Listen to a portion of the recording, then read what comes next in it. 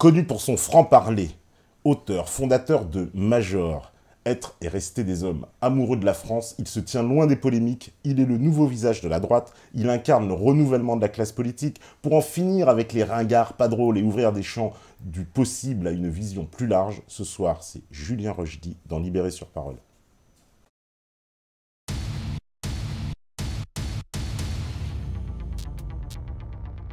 Bonsoir à tous, bienvenue sur Libéré sur Parole, sur patriote.info. Pour les questions, pour le direct, ça se passe sur la caserne de Tepa, sur le Discord. Et évidemment, le chat YouTube ouvert à tous. Ce soir, on accueille Julien Rochdy. Bonsoir Julien. Salut Tepa. Bienvenue à Libéré sur Parole. Écoute, ça faisait longtemps qu'on voulait t'avoir, depuis l'ancienne époque déjà, alors on est très contents. Merci pour ton invitation. Là, je fais un peu la tournée des popotes pour Major, parce que je dois faire la promotion de Major. Tout à fait. Donc ça me fait plaisir de venir ici. Voilà. Alors, et te rencontrer pour la première fois. Écoute, moi aussi, plaisir partagé. Alors, raconte-nous un peu ton parcours, Julien, parce que toi, tu étais quand même responsable du FNJ, on t'a connu comme ça, il y a eu... Après, on t'a vu, t'es parti, on t'a vu te rapprocher d'autres personnes, de Jean-Frédéric Poisson, d'Hippolyte Dupont-Aignan, d'autres...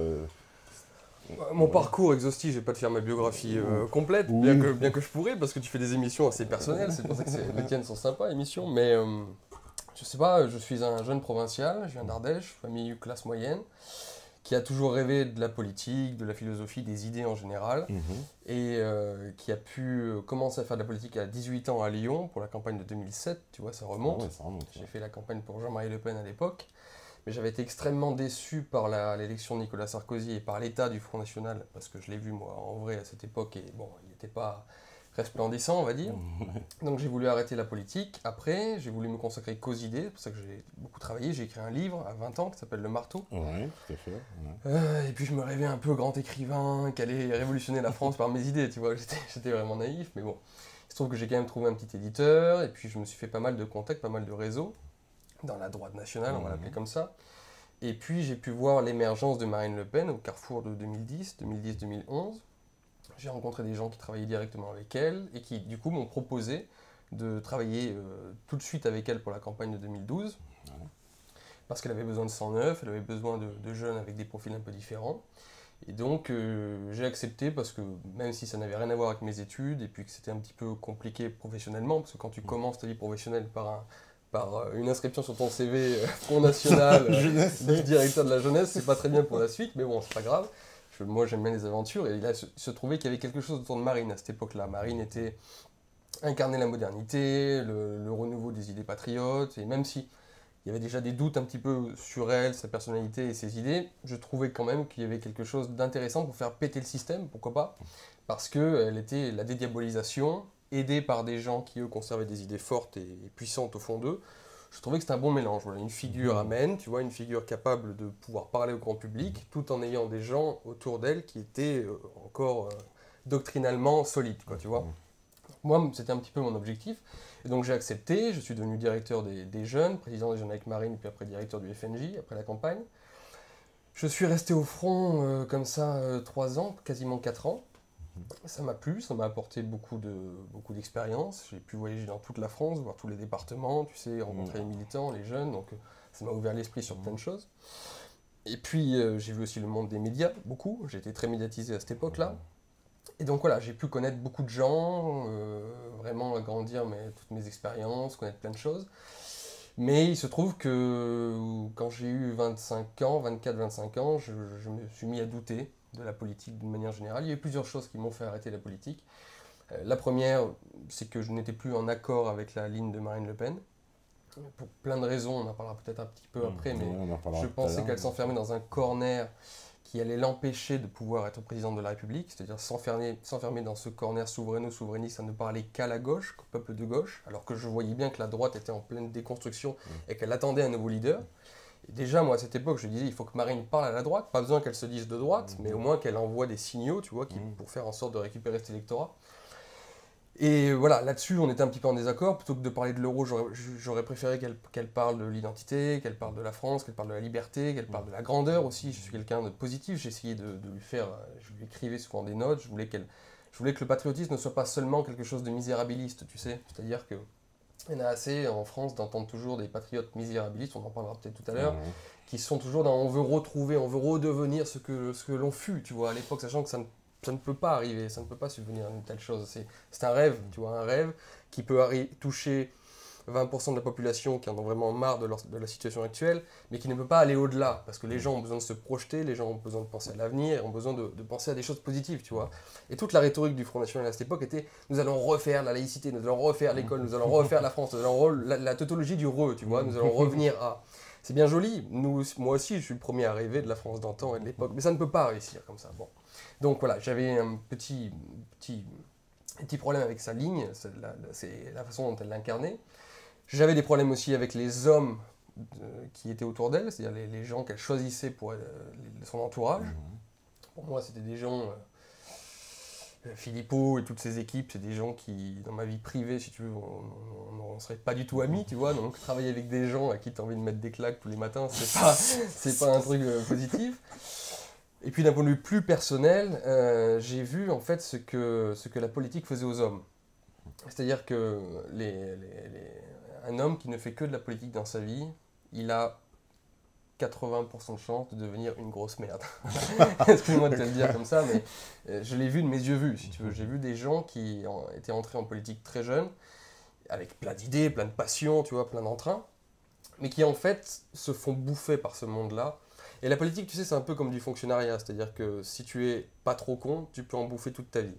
Que ce soit en tant qu'élu, en tant qu'assistant, en tant que permanent du parti, tu peux toujours arriver à trouver une petite gâche, tu vois. Et moi, donc, je me suis vu à 24 ans comme ça, Marine m'a proposé d'être élu régional, tout ça. Et je me suis vu, si tu veux, faire toute ma vie dans la politique. Et me retrouver à 40 balais en ayant connu que ça. Et là, j'ai pris la chose en horreur et je me suis dit, c'est hors de question, tu vois. Et donc, c'est pour ça que j'ai arrêté, voilà, pour des raisons à la fois politiques et personnelles.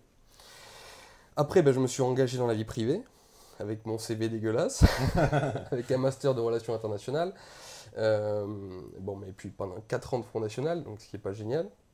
Je me suis retrouvé sans rien.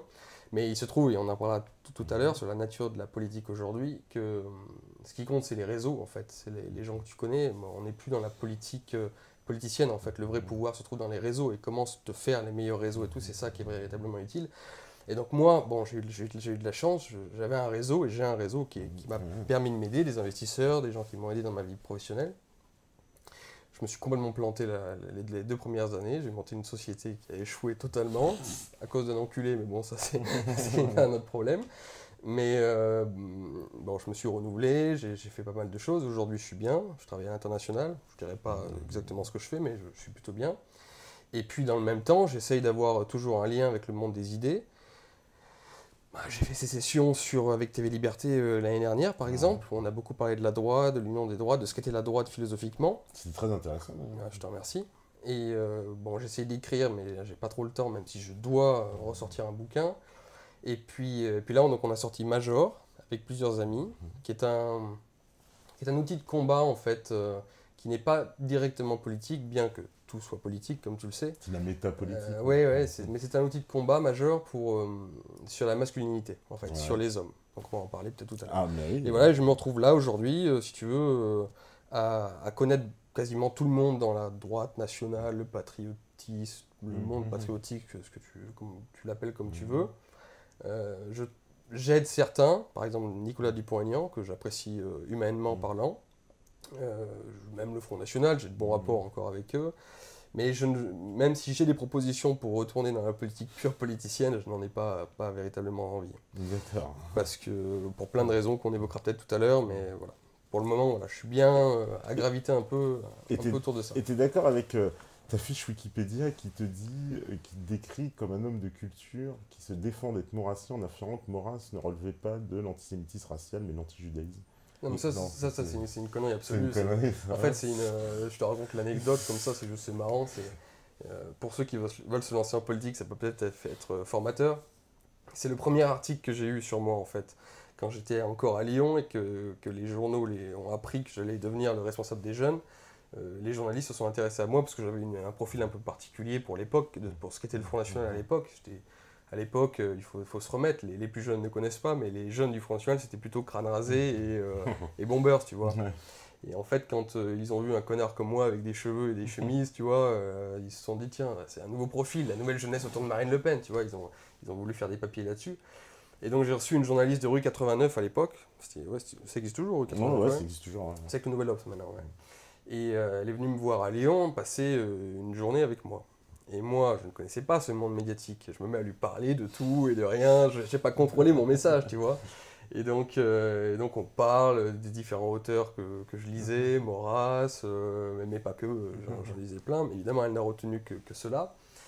Et elle me questionne sur Maurras, et moi naïvement je lui dis oui, mais l'antisémitisme moral n'est pas vraiment un antisémitisme, parce que c'est un antijudaïsme dans la mesure où c'était pas un antisémitisme racial, mais religieux. Je lui dis ça comme ça, moi, vraiment, en toute naïveté. Et puis je vois le papier qui sort directement après et qui défend Maurras en disant que ce n'est pas alors que moi j'ai dit ça, mais si tu veux, je m'en foutais complètement. Et c'est là où j'ai compris comment les médias fonctionnaient, quoi. Et maintenant, quand je suis en face d'un journaliste, je fais très attention à ce que je dis, parce qu'ils peuvent détourner absolument tout et mettre la lumière sur des choses qui paraissent complètement anecdotiques dans l'entretien que tu as eu avec eux. Tu vas dire une phrase comme ça, mais vraiment un truc à la con, mais eux, ils vont t'en faire le gros titre, Ouais, tu ça vois. va être le gros titre. Et ça, Ouais. c'est pour les apprentis politiques qui veulent se lancer aujourd'hui, faites très très attention. Le journaliste essaie toujours de faire ami-ami avec vous, et il est très grave quand vous le croyez. C'est possible de devenir pote avec des journalistes, mais il faut faire très attention. Parce que là, en l'occurrence, cette fille, je croyais même que je lui plaisais, tu vois. J'étais là et tout, machin. Et je me suis dit, elle va faire un super article sur moi, je l'ai un peu séduit, tout ça. Et à la fin, non, bah, ça s'est pas passé comme ça. Mais le Front National, lui, il n'a pas quand même un espèce de. Il n'y a pas une loi anti-Front National dans les médias, quand même, à chaque fois, quand on arrive avec l'étiquette Front National, on est. Ça, oui, surtout à l'époque. Maintenant, Oui, ça, surtout à l'époque, oui, ça, surtout ça à a un petit l'époque, peu ouais. changé maintenant, j'ai l'impression quand même. Les journalistes sont beaucoup plus objectifs. Et puis, je vais te dire, l'époque a changé. J'y pensais dernièrement en regardant un espèce de débat d'éditorialistes à la con sur LCI. Je ne citerai pas leur nom pour pas avoir de problème, mais enfin, ils sont facilement reconnaissables. J'écoutais un débat sur l'islam et sur l'immigration de manière générale. C'était il y a quelques semaines à peine. Et j'écoutais ce qu'ils disaient chacun, mais c'était vraiment des mecs du Point, de l'Express, ce qu'il y a de plus mainstream au monde, tu vois. Ce qu'ils disent aujourd'hui, mais on disait ça du Front National il y a 5 ans, mais on était tout de suite taxés de racistes, de xénophobes, de fous, de fascistes, de malades qui fantasmons sur l'immigration, sur tout ce que tu veux. Maintenant, le discours a quand même beaucoup changé, de par les attentats, le terrorisme, l'évolution de la société. Et maintenant, tu peux entendre de la part d'éditorialistes vraiment mainstream et lambda, ce que tu ne pouvais même pas entendre de la part du Front National il y a encore 5 ans, tu vois. Donc c'est vrai que la société a changé par rapport à ça. D'accord, bon, ça c'est intéressant. On en reviendra justement sur ces évolutions. Alors, parle-nous de ton projet majeur dans l'absolu. Alors, ce projet. Alors, Major, c'est donc c'est écolemajor.com, ça s'appelle comme ça. Vous pouvez aller voir. C'est en fait un projet qu'on a eu, ça fait plus d'1 an qu'on en parlait et qu'on travaillait dessus. Parce qu'il y a plein de raisons à plusieurs qui nous ont fait dire qu'il fallait avoir ce type de site, ce type de magazine et de formation en France. Alors, la première raison, c'est que les hommes, tu le sais, ou tu le sais très bien, t'es pas, c'est que les hommes à l'époque passaient par une quantité d'écoles de formation pour devenir des hommes. On ne naît pas homme, mais on le devient, tu sais. Et aujourd'hui, on est là, peut-être le premier moment dans l'histoire où nous n'avons plus aucune école de formation. À l'époque, un homme avait plein d'écoles de formation naturelles et institutionnelles. Il naissait, il était déjà dans une famille, avec un modèle de type patriarcal, avec un père fort symboliquement. Après, il allait à une école qui était une école solide, forte, avec une verticalité très forte à l'intérieur, avec un professeur qui incarnait le savoir, puis l'absolu de la société. Ensuite, il allait, en même temps, souvent, il allait à l'église, qui là encore lui apprenait tout ce qui était de la spiritualité, le contrôle de lui-même, et puis l'ouverture sur le monde, encore une fois, et sur l'univers. Après, il allait à l'armée, et puis il allait chez les scouts, ce qui veut dire qu'à l'époque, un mec de 21 ans, quand il arrivait sur le devant de la scène dans le monde, qu'il pouvait voter, qu'il pouvait être citoyen, était formé, incroyablement formé. Et donc, quelles que soient ses idées politiques, qu'elles fussent de gauche, de droite, de ce que tu veux, c'était des mecs. Donc, ils pouvaient faire de la politique. Aujourd'hui, nous n'avons plus cela. Et on s'étonne aujourd'hui de ne pas trouver des gens qui s'intéressent à la politique, par exemple. La politique, c'est quoi? C'est vouloir changer le monde, et d'avoir un pouvoir sur le monde. Et aujourd'hui, dans cette société individualiste, on voit que des mecs qui ne sont pas des vrais citoyens, et quand on organise un meeting politique, on se retrouve trois pelés de tondus, on se retrouve aller à 10, 20, 30, 200, 300, et puis aller 1000 dans les périodes électorales, les grosses périodes électorales, mais c'était rien. Rappelle-toi combien de gens étaient inscrits au Parti communiste, combien de gens étaient inscrits à n'importe quel parti il y a encore 40 ans. C'était des millions de personnes qui étaient inscrites. Tout à fait. Aujourd'hui, les gens sont plus intéressés par ça, aussi parce qu'il y a une déconstruction de l'homme. C'est-à-dire que l'homme n'étant plus un homme, eh bien, dans sa construction mentale, dans sa formation interne, eh bien, il ne peut pas faire de la politique. Et pire encore, les gens que nous avons en politique sont souvent, je vais me faire beaucoup d'ennemis ici parce qu'on va dire que je suis méprisant, mais je préfère dire la vérité, il y a beaucoup de gens en politique aujourd'hui qui sont des semi-hommes, tu vois, franchement.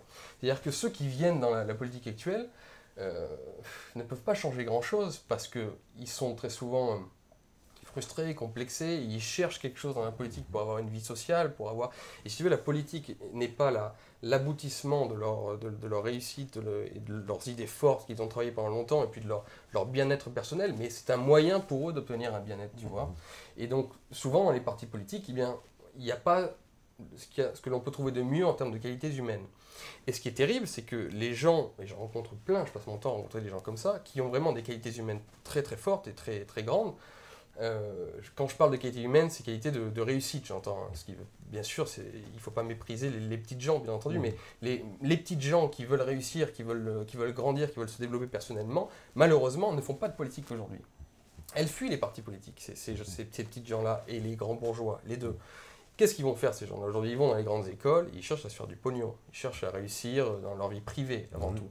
Et même d'ailleurs, à la sortie des grandes écoles, tu peux le constater, à l'époque, les promotions de l'ENA, tous les meilleurs de l'ENA allaient directement en politique. Aujourd'hui, c'est les derniers qui vont faire de la politique. Tu vois? Donc voilà. Donc ça, c'est une première raison.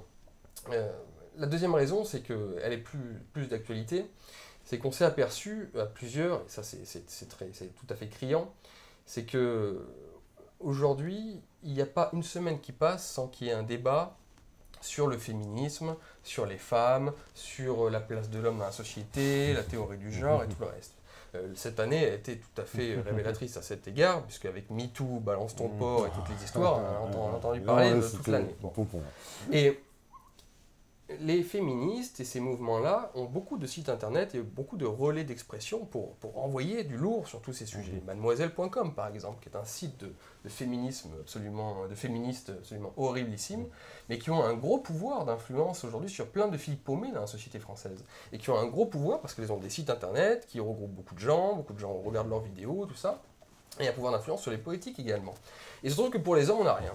On n'a absolument rien du tout.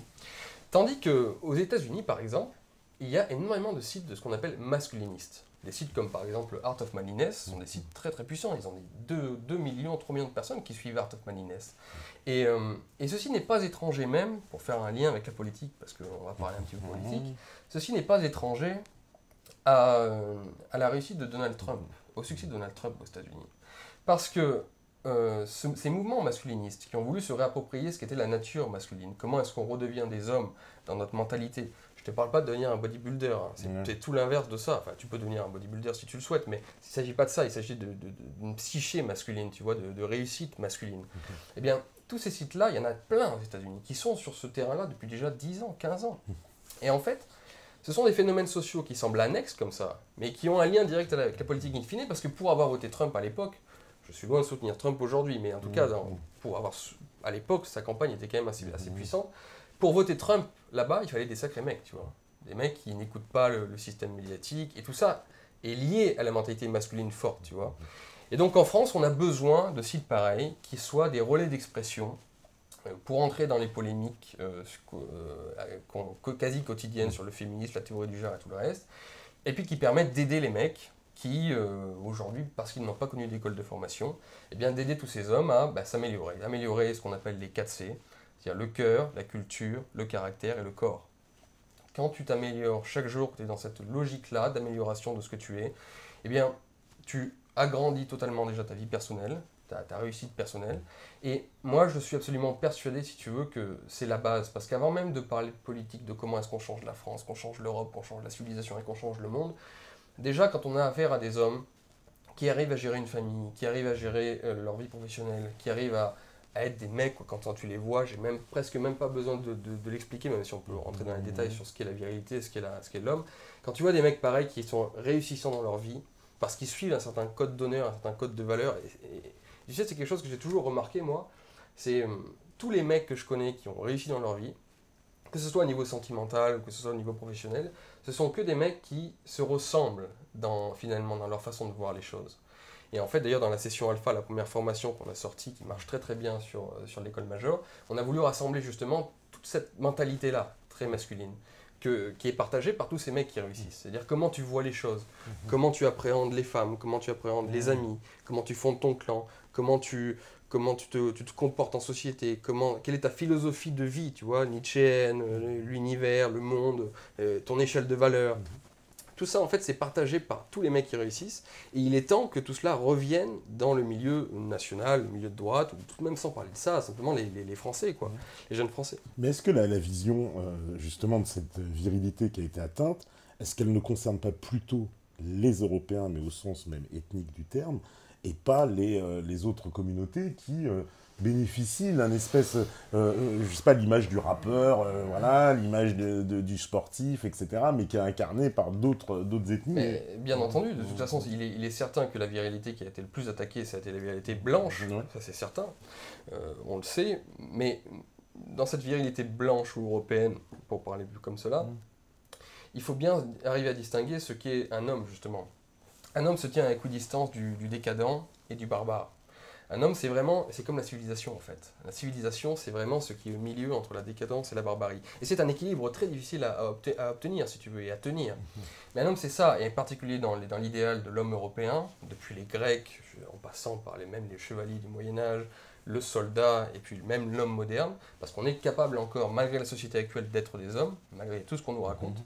Ça marche très bien encore, que ce soit au niveau affectif, on a encore quand même beaucoup de chance, mais les femmes préfèrent encore les mecs qui sont des hommes, et puis que ce soit au niveau professionnel, parce que quand tu as cette mentalité-là de conquête, d'entreprise, de réussite, de clan avec tes amis, comment tu t'entraides entre tes amis et tout, bah ça cartonne, encore aujourd'hui.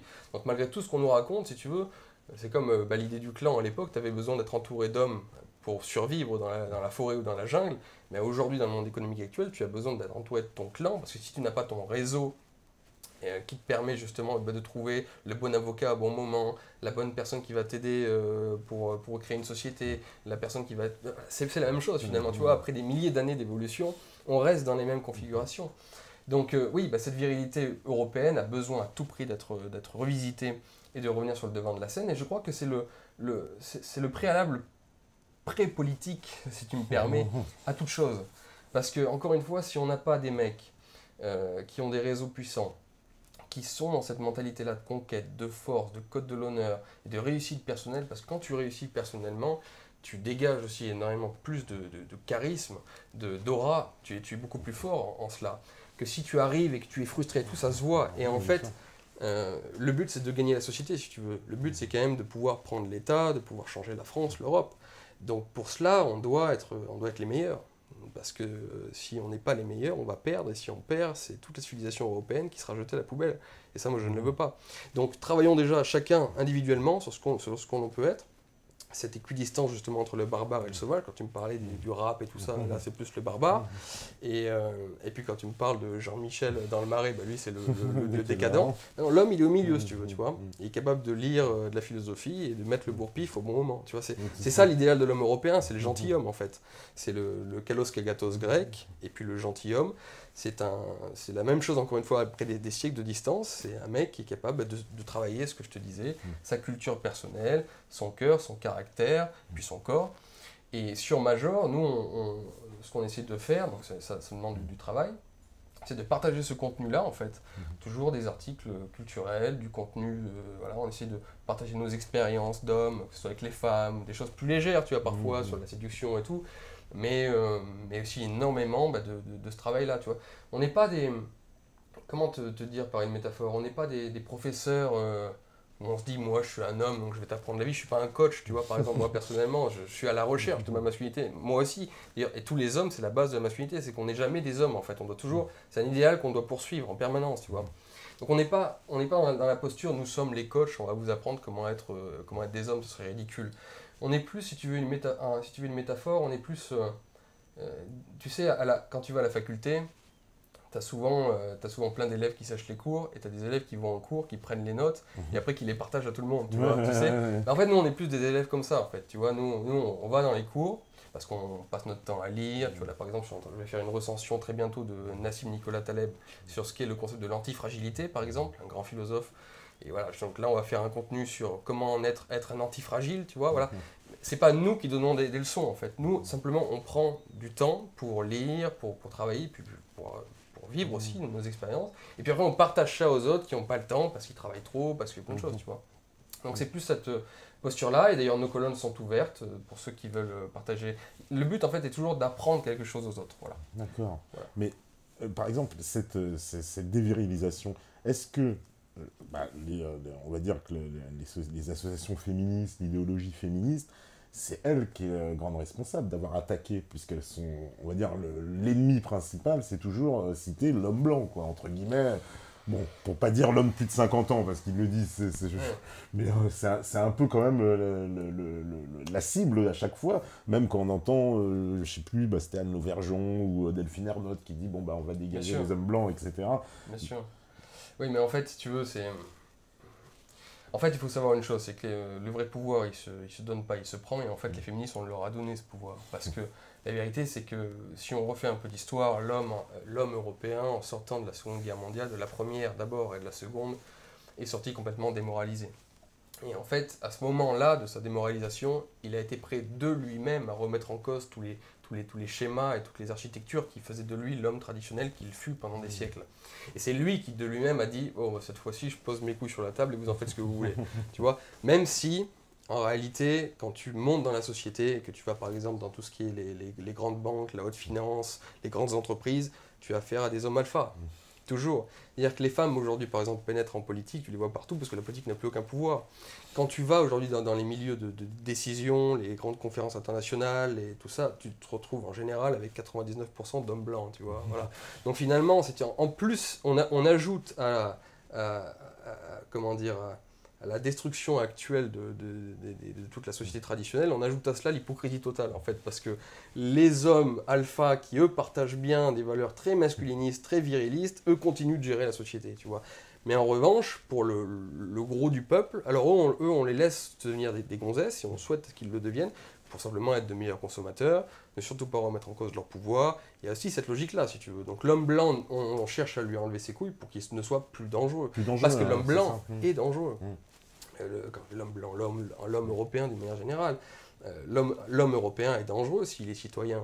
Si l'homme européen se remet à lire énormément, à être solide dans son corps, parce que ça change aussi, quand tu as un corps solide, tu te sens bien dans ton corps, que tu te sens prêt à, c'est ça en fait, d'être un homme, c'est toujours se sentir prêt à, c'est-à-dire à pouvoir te battre, à pouvoir pas être un barbare qui va se battre, mais tu sais que si ça t'arrive, tu es capable de protéger ta femme, de protéger... Donc si tu te sens solide dans ton corps, que tu lis, que tu te cultives, que tu te renseignes sur beaucoup de choses, et que tu travailles ton caractère, comment est-ce que tu arrives à être téméraire, à garder ta parole quand tu la donnes, toutes ces valeurs-là qui faisaient les hommes à l'époque, si on avait 1, 2, 3 millions de mecs comme ça en France, ne serait-ce que ça, si tu veux, je te garantis que certains auraient mal aux fesses, mais pas de la façon dont ils aimeraient, tu vois. Je veux dire, on a besoin que de ça en réalité, tu vois. Quand tu changes cette sociologie-là française, en fait, d'arriver à sortir du complexe Houellebecquien. Je sais pas si tu as lu les livres de Houellebecq. Je l'ai pas lu, mais je connais. Oui. Le complexe du mec qui travaille dans un bureau, qui n'a plus aucune virilité, qui est complètement esclave du système, des idées qu'il écoute, qui n'est même plus propriétaire, qui ne fonde plus rien, qui a peur des femmes. Enfin, ce mec-là, il aura beau voter Front National pour se venger une fois tous les 5 ans, ce mec-là ne peut rien produire en réalité, tu vois, comme dans la société. Il ne peut pas produire un mouvement social, un mouvement politique, un mouvement d'idées, rien faire de fort, tu vois. Et nous, on veut changer ce complexe-là, tu vois. Et puis en plus, il est complexé vis-à-vis de l'arabe et du noir, parce qu'il se fait taper, parce qu'il se fait machin. Donc t'imagines un petit peu le pauvre, c'est pas méprisant, je dis ça parce qu'on aurait tous pu l'être, tu vois. Mais bon, il faut arriver à donner à ce petit mec-là la capacité de changer, parce qu'il a la capacité de changer en vertu de ce qu'il est, de ses ancêtres et du potentiel immense qui est en lui. Il faut lui rappeler, lui donner ce potentiel, et puis après, si jamais il est créatif, qu'il est fort, qu'il est dans cette logique-là, de pouvoir intégrer des réseaux économiques après qui pourront l'aider dans ses initiatives, dans ce qu'il pourra faire, voilà, pour être dans la lumière un peu, tu vois, sortir du misérabilisme. Ah ben, on est dans une société de merde, on se fait agresser par les Arabes, la crise du capitalisme, le machin, bouh, on va voter Marine Le Pen, ou on va faire je sais pas quoi d'ailleurs, non. Le monde actuel est une immense arène. Il faut le prendre tel qu'il est. C'est le libéralisme actuel. Voilà. C'est une immense arène qui est dégueulasse. Hein. On peut lui cracher dessus, il n'y a aucun problème. Je suis le premier à le faire. Mais c'est une immense arène. Si tu veux, au bout d'un moment, tu peux dire je me mets en retrait de ce monde-là pour lui cracher dessus simplement, mais ce monde-là t'écrase et généralement, sauf si tu es un héritier, ce que nous ne sommes pas, enfin je ne le suis pas, machin, bah, généralement, mais il va t'écraser, tu vas devenir poussière. Tandis que si tu comprends que ce monde libéral, mais hélas sans frontières, sans rien, est une immense arène dans laquelle se battent des réseaux de pouvoir, des réseaux économiques, plein de réseaux différents, des réseaux qu'on connaît, voilà. Et en fait c'est un combat permanent, tu vois. Et en fait la seule chose que je veux moi, c'est qu'on intègre, et ça existe déjà, crois-moi, hein, mais qu'on soit plus fort dans cette lutte-là, dans cette lutte armée d'idées, tu vois. Il y a le réseau sans fil et il y a le réseau sans faf, tu vois. Et c'est aujourd'hui, on est dans le réseau sans faf. Alors, il faudrait justement être beaucoup plus dans cette mentalité pour être capable de protéger nos intérêts. Parce que la politique aujourd'hui, comme l'économie, se fait dans la coulisse. Et on n'est pas véritablement en démocratie, comme tu le sais. Si on a Macron, c'est parce que les réseaux Macron dominent. Tout à fait. Et quelle est la cause, quelle est la conséquence? C'est pas Macron qui met en place les réseaux Macron, c'est les réseaux Macron qui mettent en place Macron. Donc si vous voulez avoir un pouvoir patriote, un pouvoir européen ou ce que vous voulez, il faut être capable d'être très puissant dans ces réseaux-là. Et c'est possible. Il ne faut pas croire que c'est impossible, il ne faut pas croire que c'est trop grand pour nous, que ce sont des gens qui ont 180 de QI, super malins, et qui sont, je sais pas, francs-maçons, juifs, reptiliens, ou ce que tu veux. Non, il ne s'agit même pas de ça. Chacun peut le faire s'il est dans cette logique-là, tu vois, d'initiative privée, personnelle. Et il y a déjà beaucoup de mecs comme nous qui y sont, mais qui sont isolés souvent. Et tu vois, voilà. Donc d'ailleurs, je passe un message, je ne connais pas ton public, mais si jamais des gens sont en train de monter une entreprise, sont en train de faire des choses et qui ont besoin de mise en relation, qui m'écrivent parce que ce sera avec plaisir que je les aiderai pour ça. Ah bah ça c'est... Tu vois, c'est cette logique-là que je veux, tu vois, c'est ça Major, c'est aussi ça, Major ça veut dire plus grand en latin, tu vois, c'est devenir plus grand, voilà. Devenir plus grand, être dans cette logique-là, et quand tu commences à travailler personnellement dans cette logique-là sur toi-même, tu le fais après avec ton groupe, tu le fais avec ton clan, et après tu le fais avec ta nation, tu le fais tout ça, si tu veux, c'est une boule de neige positive, tu vois. Plutôt que d'être dans la boule de neige négative, oh, on est mauvais, on est nul, on se fait taper, on est machin, bah non. Tu vas essayer d'être dans le positif. Ça a l'air facile, la façon dont je le dis, c'est pas si facile bien sûr. On se prend tous des claques, c'est difficile, mais je sais in fine que si on veut réussir à gagner, il faut être dans ce mouvement-là. Parce que c'est intéressant ce que tu dis, donc quelque part, la forme de dévirilisation des hommes mène à ce qu'ils se dévirilisent aussi politiquement dans leurs choix politiques, quoi. Bien entendu, tu sais, Mussolini disait, faites voter 50 millions de cons, vous aurez un con au pouvoir. Et je suis désolé, aujourd'hui, si on a pu avoir François Hollande au pouvoir, si des mecs ont pu voter quand même, une majorité de Français ont pu voter pour François Hollande. Moi, je veux bien que qu'on dise c'est l'élite qui manipule en permanence le peuple, mais on a les élites qu'on mérite. Je suis navré de le dire, nous avons les élites que l'on mérite. C'est comme ça, parce que François Hollande, tu le mets en 1800, mais les Français, ils gouvernent un jour, si tu veux. Les Français de 1800, en une journée, ils te font une révolution et sa tête se retrouve sur la tête d'un pieu, si tu veux, tu vois, sur un pieu, directement. On a les élites que l'on mérite, et je suis navré. Moi, je suis un petit Français qui vient de la campagne, je viens d'Ardèche, une toute petite ville. J'ai voyagé dans toute la France, j'ai fait plein de petits boulots, j'ai travaillé sur les marchés pendant des années. Tous les étés, je gagnais ma vie comme ça. Donc vraiment, le petit peuple, je le connais, parce que j'en reviens. Je l'ai vu avec le Front National, j'ai fait tous les départements, donc voilà. Les marchés, les petits boulots que j'ai fait, donc je le connais très très bien. Donc parfois, je suis dur avec lui, mais je pense que moi, j'ai le droit d'être dur avec lui, parce que j'en viens réellement, tu vois. Et ben, je suis désolé, quand tu vois le comportement des gens et ce qu'ils sont devenus, souvent, bah, tu comprends pourquoi tu as un François Hollande au pouvoir et pourquoi certaines élites et certaines communautés, certains réseaux se régalent sur ce peuple-là. C'est trop facile. C'est super facile de lui faire les poches.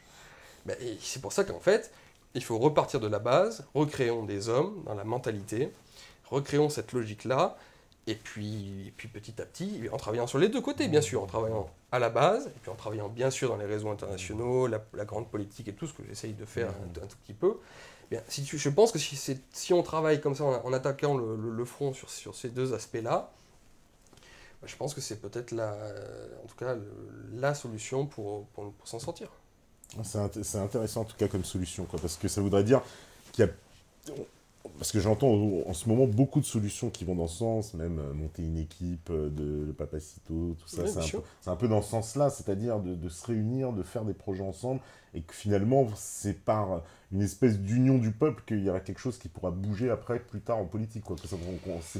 Ce que je sais, c'est que j'ai soupé, si tu veux, des grandes idéologies et des grands changements. Parce que, encore une fois, j'ai commencé comme ça aussi, si tu veux. Moi, je suis un connard de 17 ans qui était là sur mon tableau et mes carnets.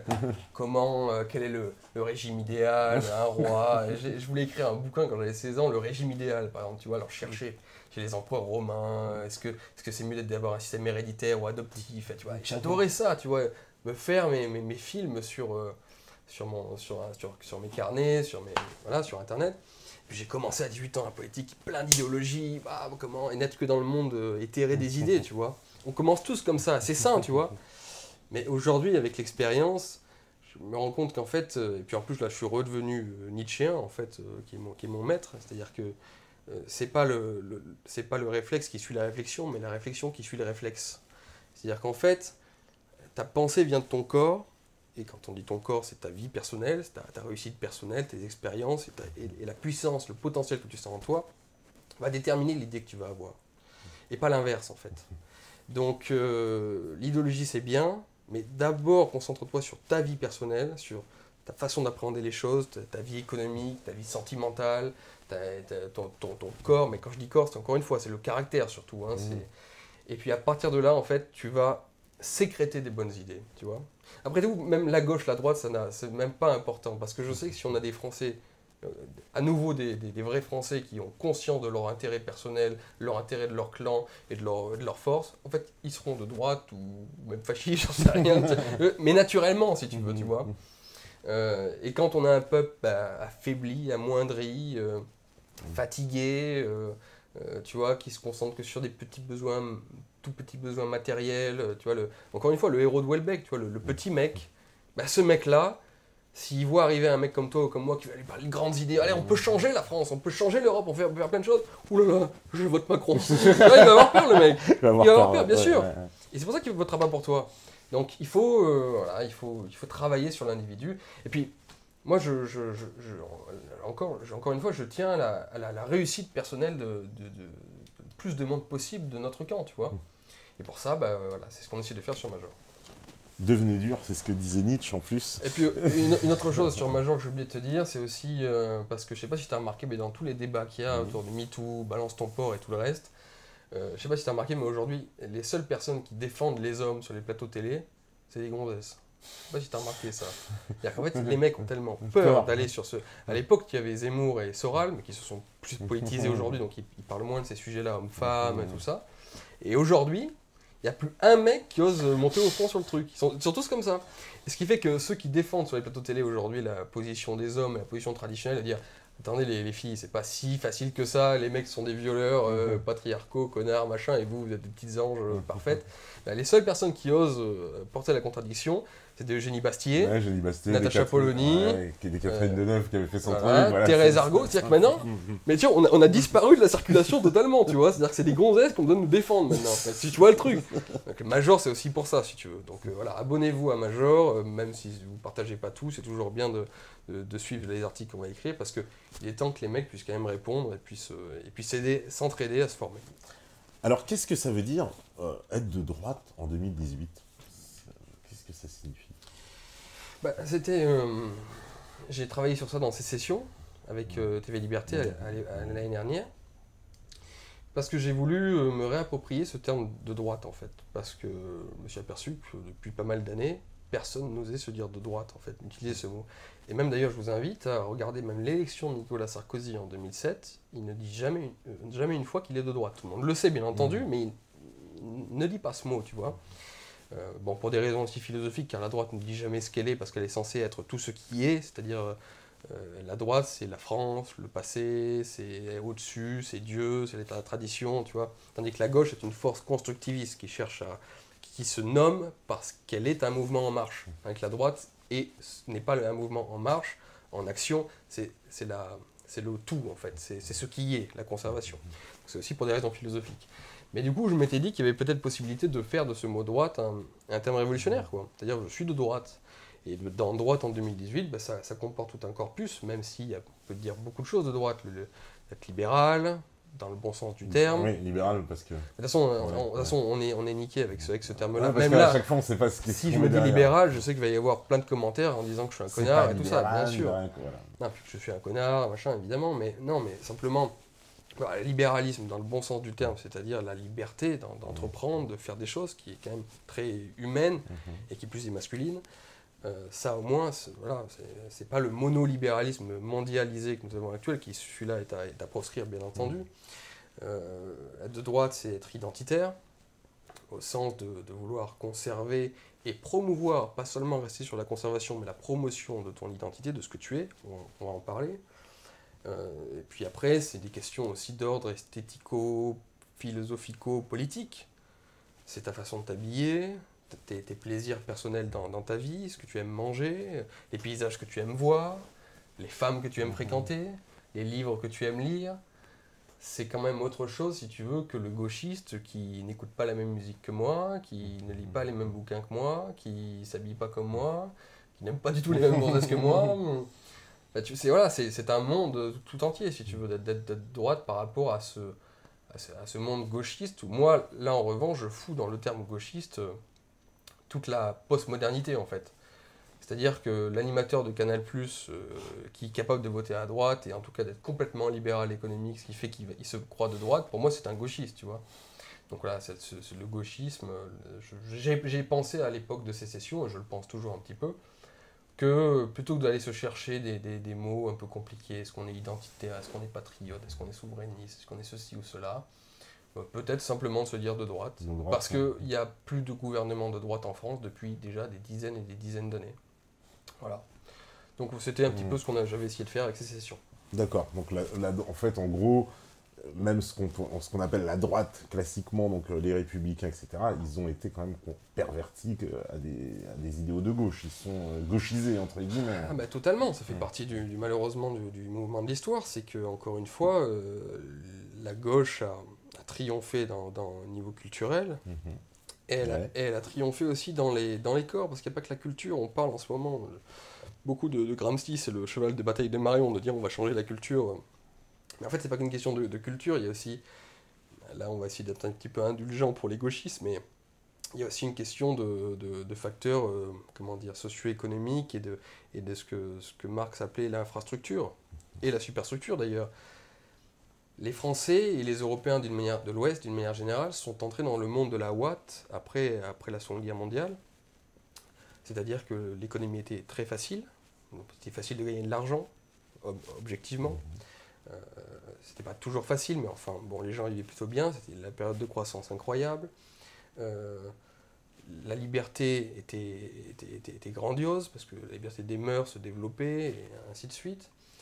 On avait le sentiment d'être sorti de l'histoire parce qu'on sortait des 2 guerres mondiales qui avaient été catastrophiques, et en plus on entrait dans l'ère des bombes atomiques, donc on se disait on n'a plus à se tenir prêt avec la baïonnette pour se battre contre l'Allemand. Imagine que mon arrière-grand-père, il écoutait la radio tous les matins pour savoir, il disait pour savoir si on est en guerre. Là, tous les matins, il allumait le poste radio pour savoir s'il n'allait pas être mobilisé dans les 2 jours qui allaient suivre, si tu veux. Cette peur au ventre, cette sorte de peur, te maintient en tant qu'homme, tu vois. Et là, il n'y avait plus rien. Les mecs... il n'y a aucune insécurité, qu'elle soit au niveau des guerres internationales ou même dans la rue, parce que c'est des peuples encore homogènes, facile de gagner de l'argent. Donc, quand tu vis dans ce monde-là, il est facile pour toi de développer des idées qui correspondent à ce que tu es en train de vivre. Et encore une fois, c'est le corps qui détermine l'idée et non pas l'inverse, tu vois. Tu vis bien, t'as peur de rien, t'as pas peur de ton avenir, tu sais que tu seras plus jamais en guerre, en tout cas plus jamais de guerre mondiale. Ou alors vite fait, les guerres au Moyen-Orient et tout, mais qui te touchent voilà, sans plus. Et quand tu vis dans ce monde-là, l'être humain a toujours besoin de justifier ce qu'il est en train de vivre. La psychologie fonctionne comme ça. Donc à partir de là, tu vas développer des idées de gauchistes, tu vois. Parce que les idées de gauche correspondent du coup Pourquoi s'emmerder, hein? Tu vois, c'est le relâchement, tu vois. Bah, faut se relâcher, il faut pas se tenir. Pourquoi les militaires, ils sont vraiment ridicules à se tenir droit? Pourquoi se tenir droit? C'est tellement bon de s'affaler sur le canapé. Et parce que tu as un canapé, tu vois. Donc tu peux penser comme ça. Et, et voilà, et donc toutes ces générations-là, post-68A, les post-68A, ont été parmi les pires générations de dégénérés parce que les temps étaient vraiment faciles. Aujourd'hui, nous entrons dans d'autres temps. Ouais. Forcément, à cause d'eux. Voilà, eux, ils n'ont pas pensé à l'avenir, évidemment. Donc voilà, nous, les nouvelles générations, on est dans la merde. Parce que nous, on a à gérer une crise économique qui est énorme. Très difficile de trouver du boulot, de gagner de l'argent. Il faut se battre. Même le monde de l'entreprise, il en parle tous les matins, fondez votre entreprise. Mais c'est quand on n'a pas des réseaux, qu'on n'a pas des connaissances et qu'on est un petit mec isolé dans la campagne, c'est très compliqué de pouvoir monter son entreprise. Même si c'est possible, attention, c'est possible, mais c'est compliqué. Donc la crise économique est difficile. La situation internationale redevient un petit peu dangereuse. Et puis surtout dans la rue, on est confronté à l'insécurité. C'est-à-dire que on n'est plus mon grand-père qui écoutait à la radio tous les matins s'il allait entrer en guerre ou pas, s'il allait être mobilisé à la guerre, mais tu n'as qu'à sortir dans la rue pour être en guerre parfois, tu vois. Donc là-dessus, les mecs se disent, oula, attends, du coup, mes idées de gauche qui me poussent à m'affaiblir, à pas me développer personnellement justement, à penser à l'égalité, la tolérance, l'humanisme, toutes ces valeurs-là, peut-être que ça pue un peu tout ça. Et donc, encore une fois, c'est le corps le corps, tu vois, ton expérience, ta vie, qui va te déterminer les nouvelles idées. Et comme par hasard, les idées de droite se reviennent en ce moment en flèche, notamment chez les jeunes. Et notamment chez les jeunes, c'est ça, c'est ce que j'allais dire, parce que... Et tu vois, c'est pas les idées, encore une fois, c'est ton expérience personnelle. C'est intéressant, parce qu'effectivement, quand on voit ce regain, c'est vraiment indéniable de ces idées-là chez les jeunes, particulièrement extrêmement touchés. Voilà, dans la façon dont tu l'expliques, c'est vachement cohérent. Hein, pour le coup, d'ailleurs, les gens qui dépassent les 55-60 ans, eux, ils comprennent toujours rien. Ils comprennent rien. Ils sont restés bloqués, incroyable. Eux, ils ont bossé toute leur vie assez pépère. Ils ont eu la culpabilité en plus de la Seconde Guerre mondiale et tout ça, où ils ont aimé. Parce qu'il faut savoir un truc, c'est quand tu... Ça, c'est l'esprit chrétien en plus, qui est très imprégné dans le peuple européen. C'est que ils ont quelque chose à se reprocher d'avoir vécu dans la boîte comme ça, si tu veux. Et comment le vivent-ils? Par l'ethnomasochisme, tu vois. C'est-à-dire qu'en fait, du coup, ils savent qu'ils étaient un peu tranquilles comparés à leurs grands-pères et leurs arrière-grands-parents. Donc, du coup, vu que le chrétien a toujours besoin très souvent, les chrétiens, pas tous bien sûr, mais de se flageller un petit peu, du coup, il s'est inventé l'ethnomasochisme, les blancs, mauvais, tout en étant dans la maison de campagne, ou le bon arrondissement parisien, en ayant bien gagné sa vie et tout. Et donc, nous, les nouvelles générations, on se tape la crise économique, on n'a pas la maison de campagne, et en plus on a l'ethnomasochisme qui nous ont mis sur le dos. Donc il y a de quoi être un petit peu en colère, quoi. Ah non, mais c'est très intéressant ce que tu dis. Alors, en plus, bon, t'en as parlé tout à l'heure du libéralisme. Effectivement, moi, c'est deux notions que je voulais un peu opposer, mais le libéralisme, collectivisme, parce que, selon toi, c'est quoi? On a besoin en France en ce moment de plus de libéralisme, ou revenir justement à un collectivisme à la façon CNR? Tout dépend du cadre en fait, c'est toujours pareil. Le problème c'est que si j'écris sur un tableau noir mon modèle économique parfait pour la France, dans une France des années 60, homogène, sans problème, tout cela, je ne serais pas ultralibéral, pas du tout. Parce que l'ultralibéralisme n'est pas du tout mon modèle de société. Mais il faut toujours penser en fonction de ce que l'on peut faire et ce qui peut nous arranger à l'heure H, au moment présent. Aujourd'hui, je me dis que l'État que nous avons, la France, est un État zombie. C'est-à-dire que c'est un État qui dévore ses propres enfants. Qui dévore par les taxes, que ce soit économiques aujourd'hui, c'est des taxes qui sont hallucinantes. Général de Gaulle n'était pas un libéral, mais les impôts à l'époque, j'ai oublié le mot, comment on appelle ça, l'ensemble des taxes, impôts, taxes, tout, ne dépassait pas 43%. Aujourd'hui, on est proche de 60%. 60%, donc, tu vois, pourtant, le général de Gaulle n'était pas du tout un ultra-libéral. Un grand communiste. Mais au moins, à cette époque-là, on pouvait créer son entreprise et on n'avait pas le sentiment d'être esclave d'un système. Surtout pour financer ce qu'on finance aujourd'hui. Bon, bref. Donc, l'État que nous avons dévore ses enfants et en fait maintient une sorte de cohérence de société qui n'est plus que du vernis.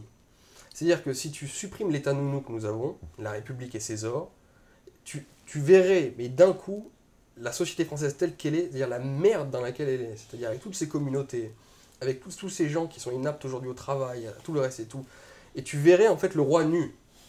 Et en fait, moi j'ai envie que, si tu veux, que ce moment arrive. Parce que là, pour le moment, on est dans une période, ce qu'on appelle dilatoire dans l'histoire, c'est-à-dire qu'on gagne du temps. Et la République, avec ses subventions, avec ses idéologies, le ministère de la Culture, qui est l'éducation, le vivre ensemble, tout ça, puis le social, où on dépense pour les immigrés, pas que pour les immigrés d'ailleurs, aussi pour des Français qui sont sortis d'un modèle viril, justement, aussi beaucoup. Eh bien, en fait, ils arrivent à maintenir une société qui n'en est plus une, mais depuis longtemps, tu vois, et qui va exploser un jour ou l'autre. C'est sûr. Et en fait, dans ce cadre-là, moi, je me dis parfois, ben, j'ai envie que ça explose maintenant, tu vois. Au moins qu'on puisse voir les choses telles qu'elles sont et pouvoir rebâtir quelque chose de nouveau et remettre les choses en cohérence, si tu veux. Souvent, ben, les sociétés repartent après une guerre, par exemple, tu vois, parce que ça remet un peu les choses à plat. Et là, en fait, cette société, voilà, est en train de se maintenir, et en plus de se maintenir pas dans notre intérêt à nous, faut le savoir, les Européens et tout ça. Donc, le libéralisme, pour moi, c'est une façon de foutre en l'air un peu ce monde-là, tu vois. Parce que si demain, l'État cesse de balancer des subventions à tout le monde, cesse de financer l'immigration, et vraiment, devient véritablement libéral, c'est-à-dire un État qui, maintenant, les gars, vous gérez, tu vois. Mais là, l'individu, qu'est-ce qu'il va faire? Eh ben, tous les individus vont se reformer en communauté, parce qu'ils auront besoin les uns des autres, la solidarité. Ils vont se reviriliser parce qu'ils vont créer leur entreprise, ou faire bosser les copains, bosser entre eux et tout, parce que ça sera ça le libéralisme, sinon ils seront bouffés, ils crèveront. Les immigrés, ben, ils ne seront plus financés, plus rien, les personnes d'origine immigrée, donc soit elles deviendront ultra violentes, il faudra se battre contre eux, donc au moins les choses seront dites, tu vois, soit ben, elles repartiront. Donc tu vois, dans cette optique-là des choses, moi je me demande si je ne suis pas de plus en plus libéral, mais au sens du vrai libéralisme. Parce qu'au moins ça permettrait peut-être de remettre, de voir le roi tel qu'il est, le roi nu, et du coup de pouvoir construire sur l'actuel état de la société française. D'accord, c'est intéressant parce que justement, on avait parlé une fois avec un invité, et lui, il était pour enlever les allocations, parce qu'on abordait le sujet de la remigration. Est-ce que tu crois que c'est viable ce projet de remigration? Encore une fois, pour moi, la remigration, je sais que c'est très à la mode aujourd'hui. J'ai vu les trolls sur internet du type Lesquin, tout ça, ils s'amusent avec ça, machin. Bon, c'est rigolo. Après, quand on est un peu plus dans le sérieux, oui, c'est facile d'être pour la remigration. Je suis pour la remigration, voilà. J'ai fait quoi? Qu'est-ce que j'ai changé? Rien du tout, si tu veux. Donc tu peux dire, le mec en commentaire, Rochdy, c'est un connard parce qu'il ne parle pas de la rémigration. D'accord, je suis pour la rémigration. Voilà, ouais, je l'ai dit. Mais si tu veux, ça n'a aucune espèce d'intérêt de dire ça comme ça. Aujourd'hui, nous avons beaucoup trop de personnes d'origine immigrée en France, c'est entendu, tout le monde le sait. Nous avons affaire à des communautés qui sont en train de se souder. Donc qu'est-ce qu'on peut faire aujourd'hui, si ce n'est justement souder nos communautés, de pouvoir penser à prendre du pouvoir, pas forcément à titre étatique, parce que le pouvoir il est diffus, tu peux le prendre à niveau économique, au niveau régional, au niveau local. Le pouvoir est une notion très diffuse en fait. Voilà, être les meilleurs dans la société française pour dicter notre loi. Voilà. Alors peut-être pendant quelques années, pas sur tous les territoires français, parce qu'ils ont été trop communautarisés, mais en attendant, c'est ce que nous pouvons faire dès aujourd'hui, ça, tu vois, de commencer à penser comme ça.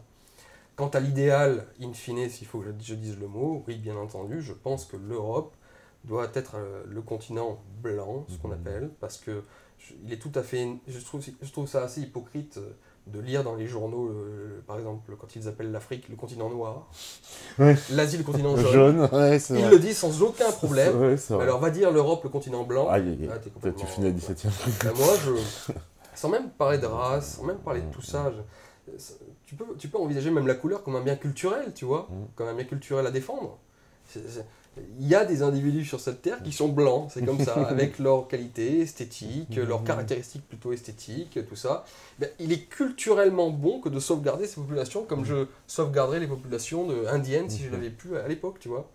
Donc tu peux envisager la chose comme ça, et voilà, l'Europe doit être in fine, et pour toujours, j'en sais rien, mais en tout cas, c'est doit être le continent blanc, comme il y a le continent noir et le continent jaune, et qu'ils puissent vivre en bonne intelligence, d'autant que nous entrons dans le... C'est pour ça que je suis un petit peu moins patriote, un petit peu moins nationaliste aujourd'hui, beaucoup plus européen au sens civilisationnel, parce que j'ai lu Huntington, et je pense qu'il a tout à fait raison. Nous entrons dans le monde de la civilisation, en fait, où maintenant ce sont des grands espaces civilisationnels qui vont s'affronter, ou collaborer, travailler en commun, et l'échelle nationale n'est plus d'actualité. L'échelle nationale est une échelle qui a été très très bonne et très efficace pour le XVIIe, XVIIIe, XIXe siècle, XXe siècle. Et aujourd'hui, nous entrons par rapport à tous les grands enjeux, on en parlera peut-être tout à l'heure, je ne sais pas, parce que là, je vais me faire insulter, mais c'est comme ça. J'ai commencé très très patriote français, donc c'est juste que c'est une évolution. Nous entrons dans des ères de civilisation aujourd'hui. Et donc il faut arriver à créer justement, non plus à retrouver, tu vois, c'est là où les choses changent aussi, c'est à créer cet espace civilisationnel européen, boréal, pour qu'il puisse être compétitif face à l'espace asiatique qui est en train aujourd'hui de se resserrer sur la Chine, parce qu'il faut voir aujourd'hui que même le Japon, des pays comme le Japon par exemple, qui est très ennemi des Chinois, mais en fait beaucoup de gens des sinologues et des gens qui connaissent bien aussi également le Japon, disent que dans le siècle à venir, le Japon va se rapprocher de la Chine au fur et à mesure. Et en fait, si tu veux, tout le monde se regroupe en ce moment, toutes les nations se regroupent autour de sphères civilisationnelles. Et je pense que la politique des 2 siècles à venir, j'en suis sûr et certain, va se jouer autour de ces aires civilisationnelles. Et l'avantage avec ça, juste pour faire un petit lien avec ce que je disais sur la positivité, ce que j'aime avec cette idée-là, c'est que c'est une positivité, dans la mesure où on n'est plus... Il faut retrouver la France du 19e siècle, il faut retrouver la France grande, belle et tout, qui a été mon rêve en toute ma vie, et attention, je ne dis pas que c'est facile de faire ce deuil-là, mais d'être justement dans un projet de puissance, tu vois, d'être dans un projet de nouveau. Il faut créer quelque chose. Je pense que l'on obtient vraiment les gens quand on dit il faut créer et fonder quelque chose, et qu'on n'obtient toujours qu'une petite partie des gens quand on dit il faut retrouver quelque chose. Et là, c'est un message que j'adresse à tous mes amis qui restent mes amis, bien entendu, patriotes, souverainistes et tout le reste, c'est que je pense qu'ils se leurrent, car l'histoire ne repasse jamais les plats, comme disait Céline, et je pense qu'ils se perdront toute leur vie à essayer de retrouver un rêve passé, qui était la France du général de Gaulle, la France de Napoléon, sur laquelle j'ai rêvé moi aussi, encore une fois, j'ai rêvé, mais de toute mon âme, j'ai rêvé à cela, mais je pense que c'est fini. Et je pense qu'il faut au contraire maintenant investir nos forces dans un nouveau projet, et d'autant que les Européens sont très comme ça en plus, si tu veux. Nous, Européens, on a besoin de marcher en avant, si tu veux, c'est comme ça, toute notre histoire est ainsi. Le français ne se recroqueville pas, si tu veux. Tu ne feras pas du français un Indien d'Amérique. C'est pour ça que le misérabilisme blanc, il faut sauvegarder les Français blancs, est-ce que nous sommes... Ça peut marcher auprès d'une petite population qui est un peu en déshérence, mais ça ne créera pas de grands projets. Et le pire, c'est que les Blancs, les Européens réussissants, n'auront pas envie de te rejoindre, du coup. Et ils iront chez Macron et chez les progressistes, parce que ça donnera l'air d'être un truc en marche, en avant, quelque chose, tu vois. Donc, en fait, je pense que la clé, c'est de trouver un projet qui soit bandant, tu vois. Un truc, voilà, on va créer l'Europe, la civilisation européenne, on va se mettre en commun. Voilà, ça, c'est un rêve pour des siècles et des siècles, tu vois. Et là, je pense que tu obtiens non seulement les petites gens qui ont envie d'être protégés en tant que blancs, tout à fait normal, je ne me méprise pas, j'en suis un aussi, mais tu obtiens aussi en plus les mecs qui ont tu vois, de la testostérone en eux, et qui ont envie d'aller vers la puissance, vers la truc. Parce que cet idéal misérabilisme nationaliste français, Finkielkraut en parle par exemple, et lui c'est ce qu'il aime, tu vois, il dit, il cite souvent la philosophe chrétienne qui a le même nom que c'est la Simone Veil, qui parle de l'arrivée du patriotisme de compassion, ce qu'elle appelle. C'est-à-dire que maintenant, on devrait sortir du patriotisme de puissance et de gloire pour n'avoir seulement qu'un patriotisme de compassion. C'est-à-dire un patriotisme où on cherche à conserver ce que nous sommes, à aimer ce que nous sommes, à sauvegarder, à préserver ce que nous sommes, tu vois. Je pense que ce patriotisme-là, aussi beau soit-il, est voué à l'échec. De par la nature même des Européens.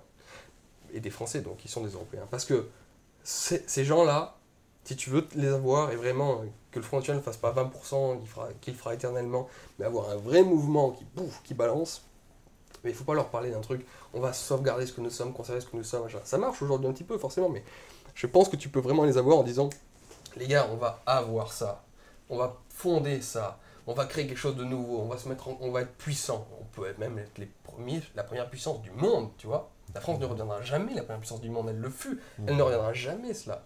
En revanche, si tu dis aux gens, avec l'Europe, en créant cette sphère de civilisation et tout, on peut être les plus puissants au monde, c'est-à-dire dire aux Américains de se la fermer, et dire aux Chinois, dire tout ça, on peut arriver à faire ça. Je pense que c'est par ces biais-là que tu crées quelque chose de grand. C'est pas, mais ce que tu me dis là, c'est pas justement ce qu'a fait l'Union Européenne quand même depuis longtemps, de nous dire on va se mettre ensemble, on va... C'est tout l'inverse. Il faut voir l'Union Européenne comme un régime. C'est-à-dire que, par exemple, si tu n'aimes pas la République en France, et tu es monarchiste, tu es contre la République française, tu n'es pas contre la France. Il se trouve que l'Union européenne est un régime absolument dégueulasse qui a été apposé à la France, en plus par un peu les Américains, tu le sais, pas besoin de le préciser, pour justement maintenir cette Europe-là en dormition, comme disait Dominique Vénère, en faisant qu'elle ne devienne jamais une puissance. L'Europe telle qu'elle est construite est faite pour dégoûter de l'Europe, justement. Et les Américains jouent beaucoup sur, à la fois on soutient l'Union européenne, mais on soutient énormément ces divisions en fait en interne. Et sur l'euro, ils jouent beaucoup là-dessus, par exemple, sur la déstabilisation de la monnaie européenne. Parce qu'ils ont eu peur, à un moment donné, il y a quelques années, notamment avec la crise, que l'euro puisse devenir la monnaie de change internationale parce qu'elle était plus stable que le dollar. Et ça, les Américains ont peur. Donc si tu veux, ils jouent là-dessus. Ah, unissez-vous, mais pas trop quand même, machin. Et l'Union européenne et ses commissaires, qui sont des petits mecs, des nains, tu vois, des nullos qui n'ont aucune conscience de ce qu'est la civilisation européenne et qui dirigent l'Union européenne, est à vomir. Mais c'est un régime qu'il faut renverser. Mais ça, c'est pas parce que tu es contre l'Union européenne que tu es contre l'Europe, tu vois. D'accord, oui, bien sûr, oui, d'accord. C'est un régime à renverser. C'est comme s'il y avait une république de corrompus, de voleurs, de menteurs qui dirigeaient ton pays. Bah, c'est pareil. Donc tu te places dans une perspective où on pourrait... Révolutionnaire européen. Révolutionnaire européen. On pourrait s'unir en fait avec d'autres pays européens dans un projet commun. Ce que je veux dire à ce propos, parce que là les gens plus intelligents que moi vont dire oui mais Julien, comment on fait ça, selon quelle forme, selon quel machin, c'est pas possible, Les mecs de l'UPR ils sont pas loin là, tu les autres, ils sont déjà là. Bien sûr, ils sont là. Mais j'ai envie de leur dire, si tu veux, avant de parler de mariage, où est-ce qu'on va se marier à l'église, qui va faire la vaisselle le samedi, qui va garder les enfants, machin, avant de parler des modalités du couple, d'abord tu crées le désir, tu vois. Et là pour le moment, j'ai pas assez travaillé la question, je l'ai travaillé, quand je dis ça c'est pour faire mais je veux dire, j'ai pas la solution parfaite sur mon tableau noir, encore une fois. L'Europe fonctionnera comme ça selon une confédération ou une fédération européenne avec un empire. Je ne peux pas te dire ça, c'est ridicule de le dire maintenant. Ce que je sais en revanche, c'est que toutes les grandes réalisations politiques commencent par un désir et une idée qui commence à intégrer les âmes. Et donc nous, on est à ce stade-là. Et moi, je passe aujourd'hui mon temps en Europe, beaucoup. Je connais aujourd'hui énormément de jeunes dirigeants européens, de jeunes, par exemple Thierry Baudet qui est un ami à moi en Hollande, Gustave Kasselström en Suède. Alors, je connais beaucoup de mecs du FPO et tout. Et si tu veux, je reviens par exemple d'une conférence internationale où il y avait tous les partis nationalistes européens et tout, donc c'est des mecs que je connais personnellement. Je me sens européen totalement, ces gens-là sont mes frères. J'ai plus de liens parfois avec eux qu'avec un coreligionnaire français. Voilà. Et si tu veux, même si eux sont encore dans cette logique patriote, et on l'est tous encore, parce qu'on est en train de faire notre mue si tu veux, ils commencent à sentir ça au fond d'eux. On est confronté au même problème. Et que surtout le monde de demain, face à la puissance monumentale qu'est la Chine et les États-Unis, et même la Russie dans une certaine mesure, même la Russie, c'est nos cousins, c'est pas nos frères, mais c'est nos cousins européens, c'est un peu différent. Si tu veux, les grands enjeux de demain, les grands enjeux économiques, les grands enjeux autour du transhumanisme, autour de l'intelligence artificielle, autour de tout ça, nécessitent des milliards d'investissements. Et quand je dis des milliards, c'est-à-dire que aujourd'hui, dans nos pays européens, on investit 1/100 de ce que les empires civilisationnels sont en train d'investir. Donc, et ça, c'est eux qui domineront le monde. Mais que je veux dire, on sera des esclaves si on n'est pas capable de partager nos forces de ce point de vue-là. Donc, que ce soit dans l'écologie, que ce soit par rapport à l'immigration. Je cite un exemple, par exemple. Aujourd'hui, grâce à Dieu, en Italie, les patriotes ont gagné. Et ils veulent virer les immigrés. Parce que l'Europe n'est pas créée, tu penses qu'ils vont aller où? Ils vont aller en France. Donc nous en France, là, on se réjouit. Mais bien sûr, tous les migrants, là, dès que les Italiens les foutent dehors, ils passent la frontière. Et c'est en France qu'ils vont arriver. On est tous en train de se réjouir, là. Ah, c'est génial, Salvini, il a gagné en Italie. Ben non, les gars, parce que les clandestins vont venir en France, tu vois. Donc pour gérer l'immigration, qui va être, je le rappelle, monumentale, parce que là, on est en train de... Il faut quand même avoir conscience... On n'est qu'au début, là, en plus. C'est ça. Il faut avoir conscience que là, ce que vous vivez, ce que l'on est en train de vivre, qui est déjà insupportable, c'est les prodromes, c'est les débuts. L'Afrique va gagner 1,3 milliard d'habitants en 2050. Les démographes prévoient 200 millions d'Africains supplémentaires en Europe en 2050. Donc et ça, c'est les chiffres, vous pouvez aller voir. Et c'est pas l'extrême droite qui dit ça. Hein. J'ai lu ça dans Le Point cette semaine. Si vous voulez encore, tu vois, c'est totalement mainstream. Donc, je veux dire, là, on est confronté à des vagues humaines. Il n'y a jamais eu des trucs pareils dans l'histoire. Donc, des problèmes d'immigration comme ça. Tu penses qu'on arrivera à les solver en mettant un mur sur la Côte d'Azur? Non. Et 3 mecs avec des bombers dans les Alpes? Même des flics, même... Non, si tu veux, tous les grands problèmes de demain, écologiques, migratoires, économiques, technologiques, l'intelligence artificielle et tout, ne pourront se régler que dans les sphères civilisationnelles. Alors sous quelle forme encore, j'en sais rien, je ne peux pas te répondre là. Mais ce que je sais, c'est qu'en Europe, ce désir est en train de monter et que je veux partager ce désir. Mais ça voudrait dire qu'on va être dans un monde orwellien, un peu, avec des grands ensembles. Parce que c'est le monde de demain. Quelque part, pour arriver en tout cas à ce stade européen, quel qu'il soit, même en bazardant l'Union européenne, on va dire, d'aujourd'hui, et en allant vers un autre projet, mais ça passera forcément par la case destruction des nations. Non. Mais tu sais, Jean Bachelet a travaillé là-dessus, il appelait ça les morphologies politiques. Et Pierre Manant a travaillé là-dessus aussi, il a montré comment on est passé en 2000 ans, même plus en 3000 ans, d'une morphologie politique de cité, les Grecs, après d'empire, après comment il appelait ça, du magistère de l'Église, le Saint-Empire romain germanique, qui était une sorte d'unité, mais qui n'était pas totalement politique, mais qui c'était quand même une morphologie politique. Puis celle des nations. Les nations, États-nations. Il faut savoir une chose, c'est que l'histoire, c'est un fleuve mouvant qui avance. Alors on peut rester accroché. Il y avait beaucoup de Grecs qui à l'époque disaient « Oh putain, on veut rester dans notre cité grecque, on ne veut pas aller dans l'Empire ». Mais oui, mais l'histoire t'a roulé dessus, si tu veux, c'est comme ça. Et moi, ce que je dis, c'est qu'il faut arriver à conserver le meilleur de la France. Casse pas tout. Non, c'est... Il faut arriver à conserver le meilleur de la France, et je suis sûr que la France pourrait se fondre et être parmi être le leader, pourquoi pas, de tout ça, tu vois. Moi je veux, je suis un patriote français de première, quand je suis avec mes amis européens et tout, je suis le premier des chauvins et tout. Faut pas croire, tu vois, je suis pas en train de dire, ah les gars, justement à la Macron, c'est bon, la France c'est de la merde, on la jette. Non, non, je pense que la France est capable, justement, avec les nations européennes, de changer un petit peu, on changerait de morphologie politique, mais justement pour nous conserver et nous développer encore mieux en tant que Français, tu vois. Parce que moi je suis, tu sais, Bernard-Henri Lévy dit, je suis un Européen d'origine française. Il dit ça. Moi je lui réponds, moi je suis un Français d'origine européenne, tu vois, à l'inverse. Donc en fait la France est un pilier magnifique dans le temple européen, et c'est peut-être le plus beau des piliers, tu vois. En tout cas c'est ce que je dis à mes amis européens. Mais voilà, il faut que ce soit quelque chose qui appartienne à un ensemble, qui pourra seul survivre, parce que de toute façon je vais te dire, si on ne fait pas ça, c'est très simple. Déjà, essayer de prendre le pouvoir en France, c'est ce qu'on essaie de faire depuis 30 ans, et de réinstaurer une politique nationaliste, souverainiste et tout ça. Pas sûr qu'on y arrive. Parce que justement, avec cette rhétorique du « redevenons ce que nous fûmes », je pense pas qu'on aura une majorité de Français. Mais allez, supposons. On y arrive. On récupère la France. Marine Le Pen arrive à la tête de l'État, toi, moi, n'importe qui. Ok, tu récupères et tu veux être souverain. Tu parles de la souveraineté nationale. Bah, tu te retrouves, tu reprends ta monnaie nationale, ton franc. Celui-ci va être à la botte du dollar. Toujours. Bah, forcément. Par exemple, les monnaies d'Amérique latine, ils ont leur indépendance, mais elles sont à la botte du dollar. Parce que ça reste la monnaie de change internationale. Donc toi, avec ton franc, tu vas te croire souverain, mais en fait, tu ne le seras pas plus qu'avant, parce que tu le seras vis-à-vis de la Banque centrale de Francfort, si tu veux, mais tu ne le seras pas vis-à-vis des Américains, qui en fait sont les vrais maîtres du jeu. Tu vas te trouver en face de problèmes migratoires, où avec ton petit pays, ça va être très compliqué de te refermer. Tu vas t'apercevoir que tous les enjeux mondiaux, eh bien, tu n'es pas de taille et pas à l'échelle pour pouvoir les gérer. Et puis, qu'est-ce que tu vas devenir in fine quand tu perdras l'élection et qu'un autre mec te prendra ta place 5 ans après, eh bien, il retournera dans le giron américain.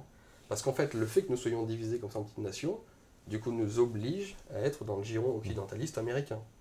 Et moi, ça, je suis plutôt très contre. C'est-à-dire, toi, tu verrais plutôt quoi, un giron européen, c'est-à-dire s'allier entre Européens et dégager les Américains, c'est-à-dire que des Européens. Moi, je ne suis pas occidentaliste. Moi, je ne suis pas du tout occidentaliste, j'ai une défiance vis-à-vis des Américains. Ouais. Pas forcément du petit peuple américain, mais moi, les Américains, c'est pas mon truc. Déjà parce qu'ils me dominent. Déjà, c'est une question psychologique, tu sais. Après, en psychologie, moi, si tu veux, quand un mec Quand tu arrives dans un cours d'école et que tu as un mec qui domine toute la cour d'école, mon premier réflexe, c'est d'avoir envie de lui casser la gueule, tu vois. C'est une question psychologique, tu vois.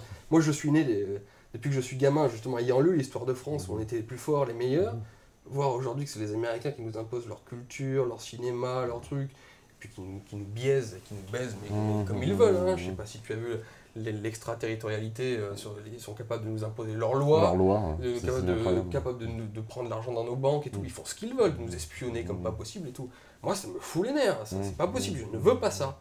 Et je veux être capable de les affronter, tu vois. Pas forcément les tuer, je suis pas anti-américain, mais vraiment de dire, les gars, oh, ok, vous me respectez. Malheureusement, en tant que uniquement français, je sais qu'il y a plein de gens qui vont dire que j'ai tort, mais s'ils réfléchissent vraiment, c'est vrai. En tant que seul français, je n'y arriverai pas. Ou alors il faudrait qu'il y ait 65 millions de Français comme moi, tu vois, ce qui n'arrivera pas, tu vois. À la limite, s'il n'y a que des combattants français à fond, mais quand tu vois le peuple français tel qu'il est, non. Les Français, ils vont dire non, je te suis pas, mais à la limite, je te suis si justement il y a les Allemands avec nous, les Italiens et tout, tu vois. Mais s'ils se sentent seuls, et même avec des grandes gueules comme moi, ils diront vas-y, va en première ligne. Et puis après, ils me trahiront par derrière, tu vois, l'esprit français. Donc voilà, et ça, moi je veux pouvoir dire aux Américains maintenant, vous cessez de nous imposer vos guerres, vous cessez de nous imposer votre monnaie, vous cessez de nous imposer vos dettes, votre modèle de société, tout cela, tu vois. Donc c'est aussi pour cette raison. Et puis il y a l'Amérique qui est un problème, ça c'est sûr, mais la Chine en est un autre, qui va être terrible. Le monde arabo-musulman également. L'Afrique va devoir être à gérer aussi, enfin, si tu veux, il y a plein de choses. Et pour revenir sur les Américains, beaucoup de gens pensent qu'on est les mêmes parce que ce sont des blancs, encore que ils le sont de moins en moins d'ailleurs. Et bon, parce que on regarde les mêmes films et on bouffe au même McDo. Mais c'est faux. Je veux dire, d'un point de vue historique, il faut savoir que l'Empire a toujours besoin de déstabiliser ses périphéries, comme on appelle. Et la périphérie de l'Empire, c'est l'Europe. Et en fait, si tu n'es pas vraiment américain, si tu n'as pas vraiment ta green card, tu n'es pas citoyen américain, sachez que l'intérêt des Américains est de biaiser l'Europe, de nous, j'emploierai pas un mot vulgaire, mais vous avez compris, c'est leur intérêt, de nous maintenir quand même plutôt bien. Je parle du pouvoir américain, pas de votre pote américain que vous êtes dans la rue qui est votre pote, et moi aussi j'ai des amis américains, non j'en ai pas tellement, mais je peux en avoir, je veux dire, il y a des Américains qui sont très très bien. Je parle du pouvoir américain, de par sa logique, là encore il ne s'agit pas du président qu'on va élire, de par la logique de l'Empire, comme l'Empire romain le faisait à l'époque. Si tu veux survivre en tant qu'empire, tu as besoin de déstabiliser en permanence tes périphéries. Et il se trouve que nous, Européens, sommes dans la périphérie de l'Empire. Voilà. Et donc, ils cherchent à nous déstabiliser. Et si vous voulez prendre un exemple, si tu veux que je te cite un exemple, c'est par exemple ce qu'ils font au Maghreb, en Afrique du Nord et au Proche-Orient. Un Américain qui fout en l'air un État, quand il fout en l'air la Libye de Kadhafi, il en a rien à foutre, parce que les bateaux de migrants, ils viendront pas chez lui. Mais ils viendront en Europe. Et lui, il s'en fout. Et il fait ça. Ça affaiblit l'Europe. J'allais dire exprès, tu vois, un petit peu. C'est pas que pour ça, bien sûr. Mais c'est la preuve même que, si tu veux, nous ne sommes pas des Occidentaux à partager la même civilisation. Parce que eux, ils savent très bien qui ils sont. Ils sont américains avant tout. Puis il y a les Européens qui sont leurs chiens-chiens. Qu'ils ont absolument besoin de les déstabiliser par des crises migratoires. Ils peuvent foutre le bordel dans le monde et tout. Si nous étions vraiment Européens, et que nous n'étions pas la boîte des Américains, eh bien on n'aurait pas du tout justement déstabiliser les pays du sud Méditerranée. Pas du tout, parce que c'est pas notre intérêt du tout. Donc on a des intérêts qui sont vraiment divergents. On a affaire à une puissance thalassocratique, commerciale et militaire. Et l'Europe, c'est plus l'Heartland, c'est-à-dire plus basé sur la terre, sur la production, il y a beaucoup de différences. Et je veux dire, pour tous les nouveaux nationalistes qui se sentent très américains, je sais qu'ils n'aiment pas trop les grands maîtres du passé, mais je leur rappellerai quand même que notre tradition à droite est celle-ci, qu'ils relisent le siècle de XIV, ou lisez le siècle de XIV de Dominique Vénère, par exemple, c'est un de nos maîtres, je veux dire, voilà, c'est le maître de Bernard Lugan, par exemple, pour ceux qui ne connaissent pas, qui ne savent pas qui c'est. Lisez à tout prix le siècle de XIV de Dominique Vénère, et vous comprendrez que les Américains, ce sont pas nos frères, ce sont des lointains cousins également. C'est ce que disait d'ailleurs, il me semble, Brzezinski dans Le Grand Échiquier, que les Européens étaient le vrai ennemi, qu'il ne fallait pas qu'il y ait un pays d'Europe qui se détache. Ils ont tout écrit, c'est pour ça que moi, mon cœur saigne quand je vois un Français nationaliste, il dit on est avec les Américains, et qui se mettent à être contre les Russes aussi d'ailleurs. Maintenant, c'est la grande mode. À nouveau, après avoir aimé Poutine et sans doute l'avoir trop aimé, parce qu'il ne faut pas être extrémiste dans un sens ou dans un autre, maintenant ils se disent non, on est avec les Américains contre Poutine, comme si la Russie était l'ennemi de l'Europe ou de ce que nous sommes, quoi. Pas du tout. Déjà, ils n'ont pas les moyens, c'est la grande différence. Si je continue sur ma métaphore de la cour d'école, si tu as un mec dans la cour d'école qui passe son temps à te mettre des baffes et à te raqueter tous les matins, à prendre ton pain au chocolat, si tu vois un mec qui est capable de lui tenir tête, mais qui n'est pas capable de te dominer comme l'autre te dominait, bah, tu as tendance à le soutenir. Tu vois pourquoi je soutiens plutôt la Russie? Parce que je sais qu'avec le russe, je suis capable de dire à celui qui me raquette tous les matins, maintenant t'arrêtes. Et je sais que l'autre, il ne prendra pas le pouvoir sur moi parce qu'il n'est pas capable. La puissance russe n'est pas capable de dominer l'Europe comme l'Amérique domine l'Europe. Si un jour les Russes menacent l'Europe, comme elle l'a menacé à l'époque, et est vraiment capable d'imposer sa loi à l'Europe, je serai le premier anti-russe, tu vois. C'est une question de pragmatisme. Si je soutiens les Russes aujourd'hui, c'est pas par Poutino-adolâtrie, je sais pas ce qu'ils disent. C'est pas du tout pour ça, c'est des questions géopolitiques et puis pragmatiques. D'ailleurs, aujourd'hui, dans cette... tiens, ça tombe bien, comme ça, on va chaud chez toi, hein? Ouais, il fait un peu chaud, désolé. Pour aller sur la politique internationale, quelqu'un comme... ce qui est en train de se jouer, là, clairement, en Syrie, alors ça, c'est un sujet que tu connais bien, la Syrie, on est passé à côté, quoi, d'une guerre mondiale? Est-ce qu'on y a encore un risque? Ou alors c'était des rodomontades, tout ça, mais on a vu, quand même, à un moment donné, tout le monde se posait la question, est-ce que les États-Unis allaient entrer en guerre directe avec la Russie, quoi, sur le terrain syrien? Auquel cas, nous, en Europe, on commencerait un peu à flipper, quand même. Il y a eu des... Je ne peux pas te répondre parce que je serais vantard en te répondant. Il y a eu un risque, mais ça s'est arrêté le 23 heures. Je sais pas, je suis pas dans les états-majors d'armée, je pense pas. Je pense pas que les Américains étaient assez fous. Non, les Américains, en fait, leur but, si tu veux, ça a été analysé après la guerre d'Irak. C'est ce qu'ils ont analysé après la guerre d'Irak. Ils ont cru pouvoir changer véritablement la politique du Proche et Moyen-Orient et de pouvoir imposer leurs lois là-bas comme ils le furent sur le modèle japonais. Ils détruisent le Japon et après ils en font du Japon. Et l'Europe, d'ailleurs, ils en font un allié total. En fait, ils ont essayé pendant des dizaines d'années de faire ça avec le monde arabe. Malheureusement, ça n'a pas marché à cause du facteur islam et à cause du facteur culturel aussi. Qui est lié à l'islam d'ailleurs. Et ça n'a pas marché. Donc en fait, ils se sont dit, c'est maintenant la logique américaine, et là, c'est pour ça qu'il faut faire très attention à elle, c'est qu'ils se disent, puisqu'on ne peut pas contrôler totalement ces pays-là, autant ils foutent la merde. Et autant laisser toute cette région-là dans un chaos permanent. Un chaos permanent, exactement, dans un chaos permanent, de sorte à ce que ni les Chinois, ni les Arabes, ni les Iraniens, ni les Russes ne puissent en profiter. Et en fait, c'est la politique américaine dans le pays. Donc, ils ont voulu faire ça dans le pays, dans cette région. Ils ont fait ça en Irak. Et manque de bol, les Iraniens récupèrent en ce moment l'Irak, du fait de la majorité chiite là-bas. Et qui se sont dit, on va faire ça en Syrie. Manque de bol, Bachar, il était soutenu par la majorité de la population et donc il l'a tenu. Donc, ça marche pas trop. Donc là, ils essaient avec le Kurdistan, tu vois. Ils essayent de foutre le bordel un peu partout. Parce qu'en fait, c'est la seule chose qu'ils peuvent faire aujourd'hui. En fait, si tu veux, c'est plus la preuve d'un déficit de puissance qu'ils ont aujourd'hui. Parce que la Syrie, c'est un échec pour les Américains. C'est un échec total. Un échec total. Et puis les Français, quelle honte. Mais quelle honte. Nous, Français, nous étions les meilleurs amis, justement, des peuples levantins. Parce qu'il faut savoir que les Libanais et les Syriens ne sont pas des Arabes. Ce sont des Levantins. Depuis François Ier d'ailleurs, c'est ça la protection de la France sur les chrétiens d'Orient. Bien sûr, et puis même s'ils ne sont pas, même les chrétiens surtout, évidemment, mais même, si tu veux, c'est un peuple qui a une vraie particularité culturelle, qui a été conquis par les Arabes et donc est devenu musulman dans sa majorité, certes, mais qui conserve énormément. Ils ont un islam qui est très séculier et culturellement syrien ou libanais, tu vois. Donc on avait tout à faire justement à parler à ces gens-là et à les protéger face à la vague islamique qui arrivait, même face à l'Iran, parce que à la limite même, c'est là où ils sont complètement abrutis, c'est qu'aujourd'hui ils ont donné la Syrie à l'Iran, alors que, je ne suis pas un anti-iranien arabique du tout, mais je veux dire, les Syriens n'aiment pas, les vrais Syriens n'aiment pas, y compris Bachar, et ça je peux te le dire vraiment, ils ne sont pas tellement fans des Iraniens, d'accord. Si tu veux, tu vois. C'est pas trop, d'accord. Mais non, pas du tout. En fait, c'est basé sur un mensonge. On dit, et tous les médias français racontent cette connerie-là, parce qu'ils ne travaillent pas, même si... Alors des charges, c'est compliqué de savoir si tu ne connais pas les vrais alaouites. Tout le monde dit l'alaouisme est une branche du chiisme. Et donc en fait, c'est pour ça qu'ils sont proches des Iraniens. Oui.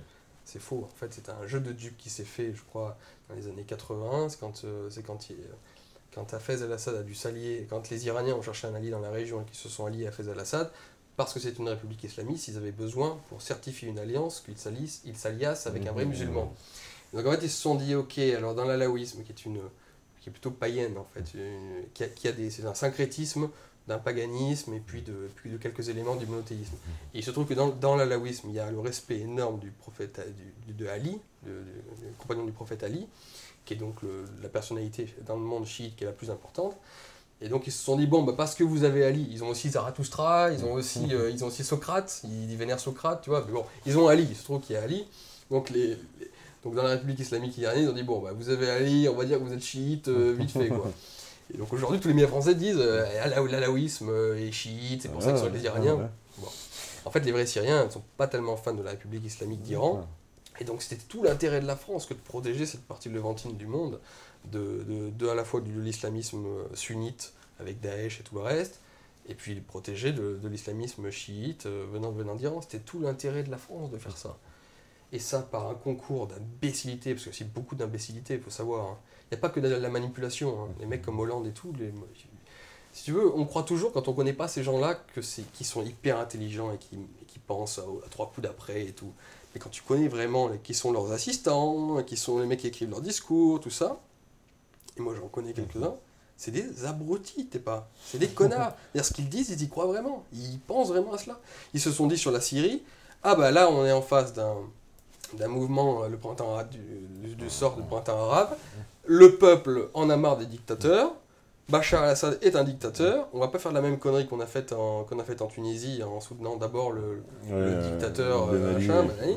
Donc on va soutenir tout de suite les rebelles, et puis en plus il se trouve, tant mieux, ça arrange les Américains et les Israéliens. Donc bon bah là on va faire coup double, tu vois, c'est génial, on se rapote avec les nouveaux qui seront au pouvoir, qui sont des démocrates, hein. On s'en fout, il y a 2-3 islamistes un peu ici ou là, on fera la paix avec eux, on s'arrangera. On fait plaisir aux Israéliens et aux Américains et on empoche le pactole. Ben non, bande de connards, vous ne saviez pas que le peuple syrien, le peuple lévantin, il a une vraie identité propre, il a sa véritable identité, il n'a pas du tout envie d'être sous la botte de fous furieux de Daesh, d'Al-Qaïda et du Front al-Nosra. Voilà. Et donc, j'ai envie de dire, même si ça va contre les intérêts de mon pays aujourd'hui, bah, bien fait pour la France d'avoir agi comme des putes à l'égard d'anciens alliés qui n'attendaient qu'une chose, c'est qu'on les protège. Ouais, parce que Bachar el-Assad, de toute façon, il n'arrête pas d'avoir des mots durs pour la France, hein, pour expliquer, et a raison, bien sûr, mais il a beaucoup de mots durs, effectivement. Figure-toi que non. Enfin, figure-toi que ce qui est très étonnant, moi, pour être parti plusieurs fois en Syrie et pour y retourner bientôt, figure-toi que justement, ce qui m'étonne de la part du peuple syrien, y compris dans la reconstruction de la Syrie qu'ils veulent, et ben, malgré tout ce qu'on leur a fait, mais ils continuent à beaucoup aimer la France dans sa civilisation, dans ce qu'elle est, les Français. Et ils aimeraient même parfois que les entreprises françaises puissent aider à reconstruire la Syrie. Donc malgré tout ce qu'on leur a fait, parce que la France jouit d'un prestige immense de par son histoire, attends, je vais te dire un mot là-dessus juste après, et ben c'est très touchant justement de voir que malgré tout ça, ils dissocient toujours le peuple français de leurs C'est vrai que Bachar fait la différence. Il a déjà dit à chaque fois, il dit je m'en prends au gouvernement, pas au peuple français. Exactement, à la limite, Bachar c'est une chose, mais parmi les Syriens... Parmi les Syriens, et c'est là où tu vois, où tu peux quand même détester l'élite actuelle, c'est que, et l'élite depuis 30 ans, c'est quand tu voyages, tu te rends compte comme les gens aiment la France, putain. Et ça c'est beau, tu vois. À quel point tous les peuples vont te parler du français, de la culture française. Ils méprisent tous ce qu'est devenu la France, mais ils continuent d'aimer ce que la France fut, tu vois. Et c'est dingue de voir ces connards d'élite aujourd'hui parisienne vivre en fait sur cet héritage, tu vois. Tu vois, vivre dans leurs ordres, la République, faire leur voyage diplomatique, tout ça. Alors que ces gens-là sont méprisés partout, mais s'ils ne sont quelque chose, c'est uniquement parce qu'il y a de cet héritage-là, tu vois. C'est un truc, ça fait vraiment mal au cœur.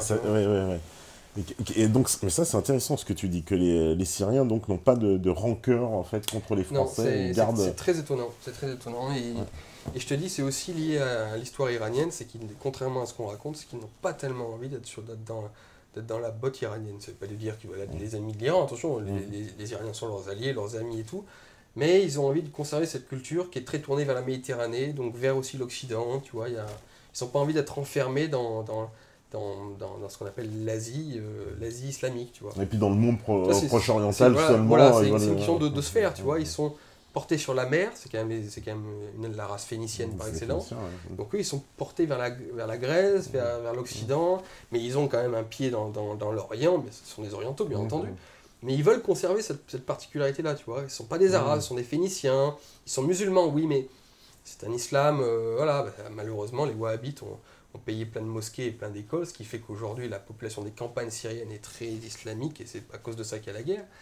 Mais je veux dire, les élites syriennes, même la classe moyenne syrienne n'est pas du tout comme ça. D'ailleurs, on peut dire que si Bachar n'avait pas eu autant de soutien du peuple syrien, il n'aurait pas pu tenir, concrètement. Tout le monde dit Bachar est là parce que la Russie, parce que l'Iran, mais c'est son peuple avant tout. Déjà à Damas même, je veux dire, à Damas même, tu vois la manifestation de pro-Bachar qu'il y a, chaque année il fait, mais ce sont des millions. Et puis il a des territoires autour de Latakia, et puis il y a plein de gens en Syrie, ils étaient arrivés quand même à un haut niveau économique et tout cela, il y a plein de gens qui ont pas envie de se retrouver sous la botte des barbares de Daesh et islamistes, tu vois. Donc même s'ils disent pas que Bachar est parfait, moi j'ai même rencontré plein de Syriens qui disent Bachar. Et d'ailleurs la vérité c'est que c'est même pas Bachar le problème, c'est souvent des gens dans l'ancien parti basse construit par son père.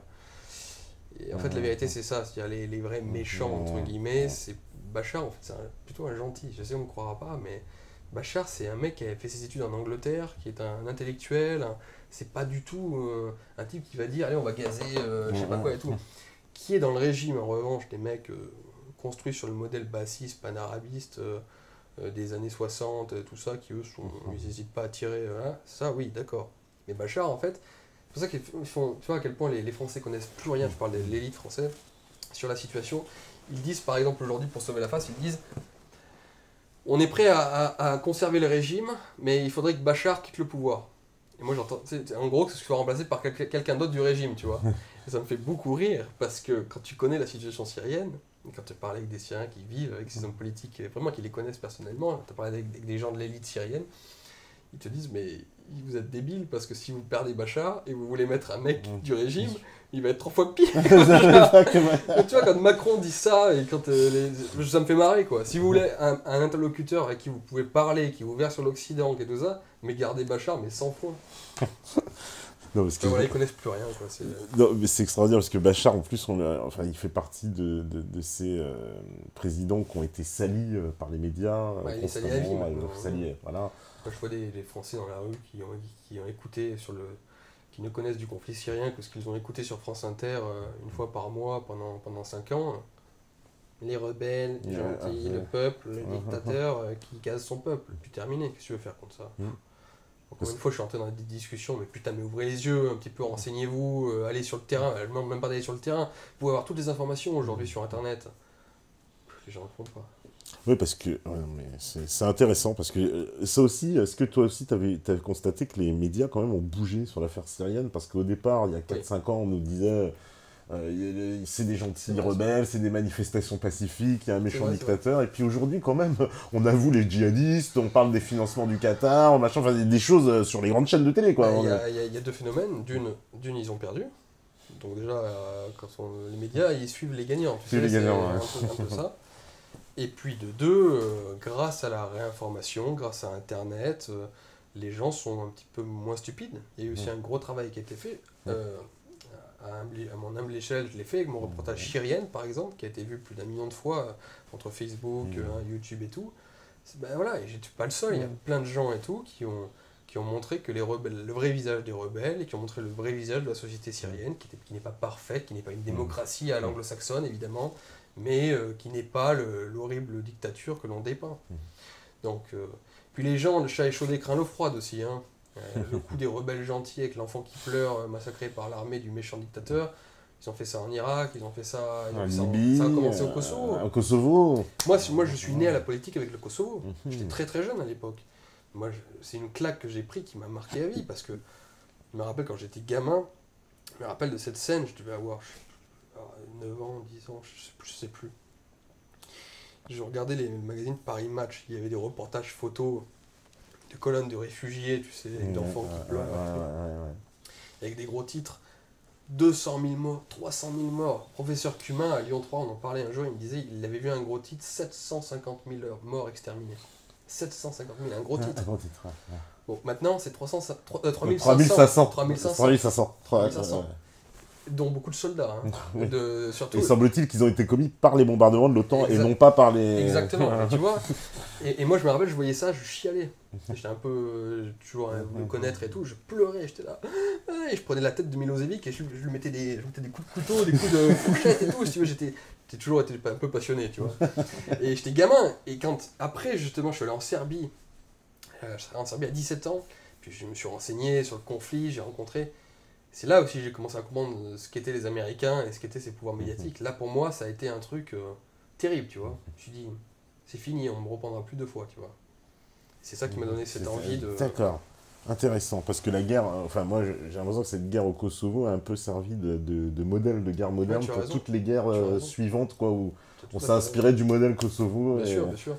La bonne gueule du dictateur patibulaire, le peuple civil qui se fait massacrer ou qui va se faire massacrer, la Shoah. Toujours deux factions, il y a un gentil et un méchant. Bien sûr. Voilà, voilà. Et puis l'OTAN qui bombarde et qui remet les trucs. Puis comme par hasard, c'était pour couper le pays de la Russie, machin, bon, bref. Après, Mais ce que je trouve, c'est que des cartes. c'est marrant, c'est parce que cette guerre aussi du Kosovo, il n'y avait pas Internet. C'était le début Bien d'Internet. sûr, tout à fait raison. Et je trouve que ça change beaucoup. Parce que, par exemple, pour le coup, la Syrie et la Libye, ça a été plus vite grillé quand même.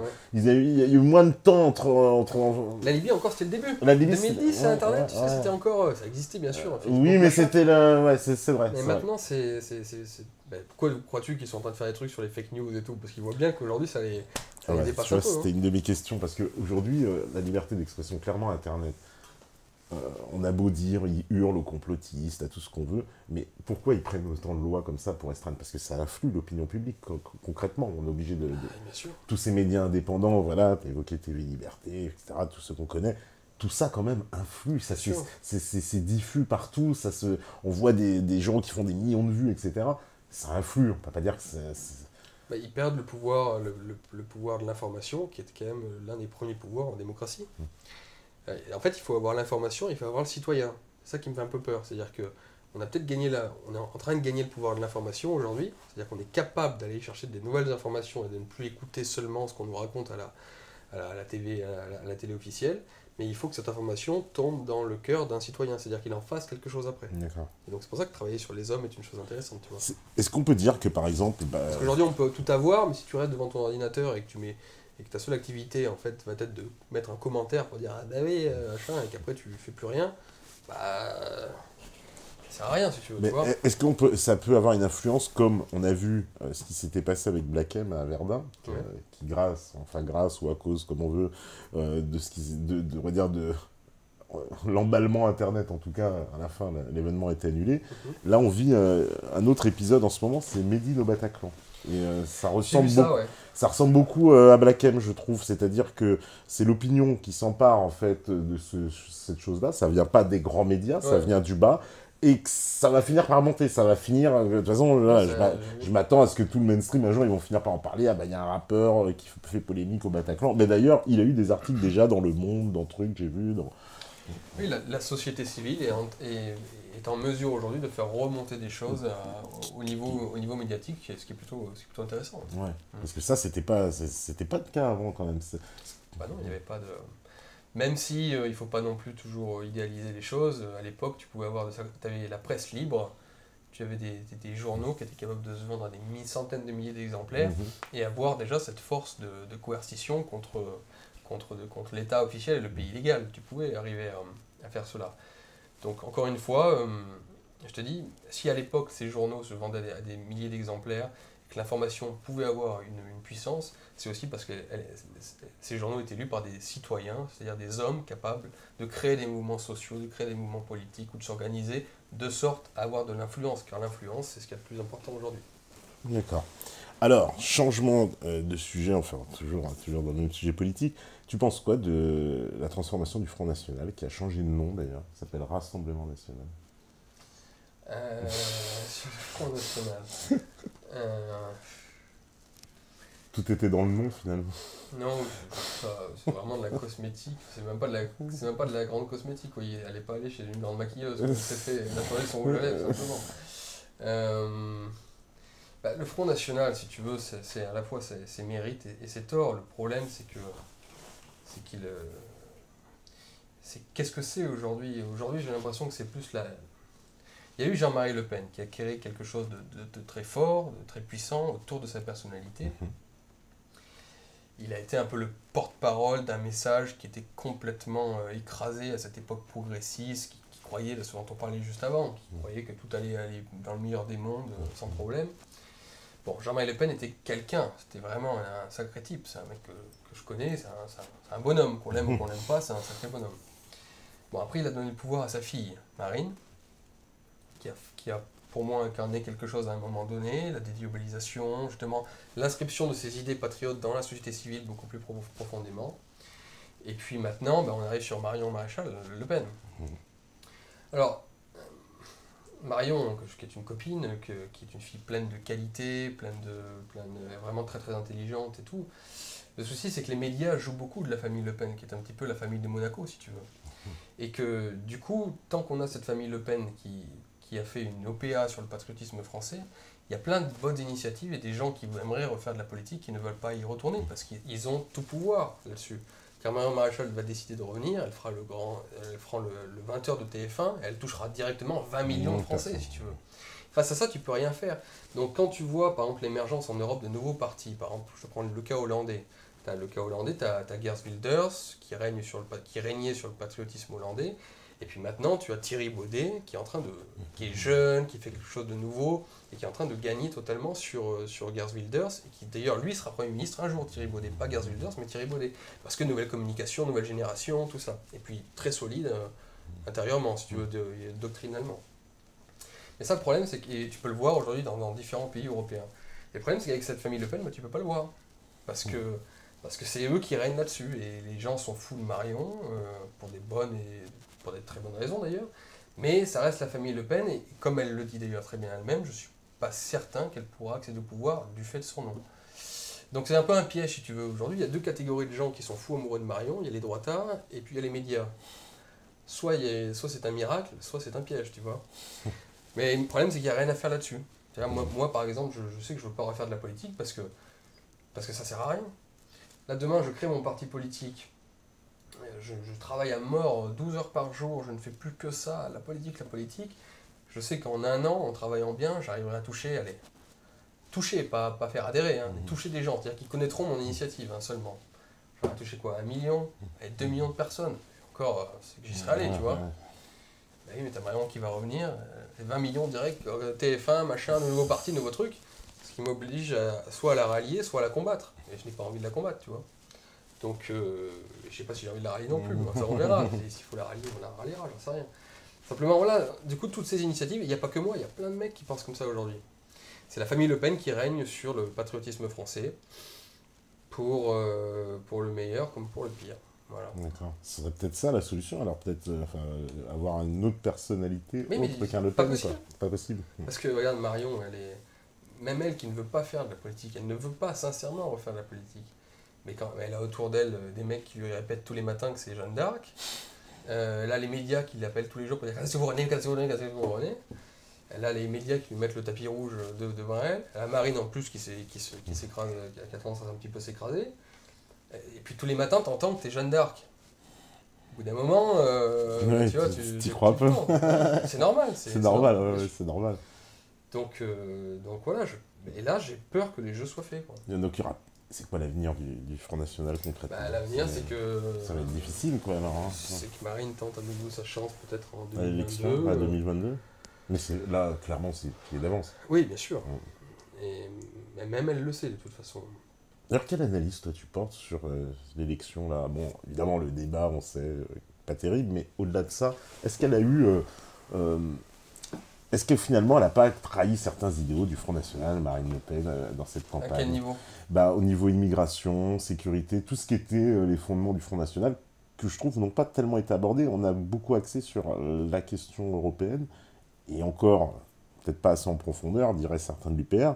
Et puis, on va dire, voilà, les questions économiques liées évidemment à la question européenne, mais pour le coup, l'immigration, le terrorisme, la sécurité, l'identité, tout ça existe, quoi. Il n'y a pas eu de...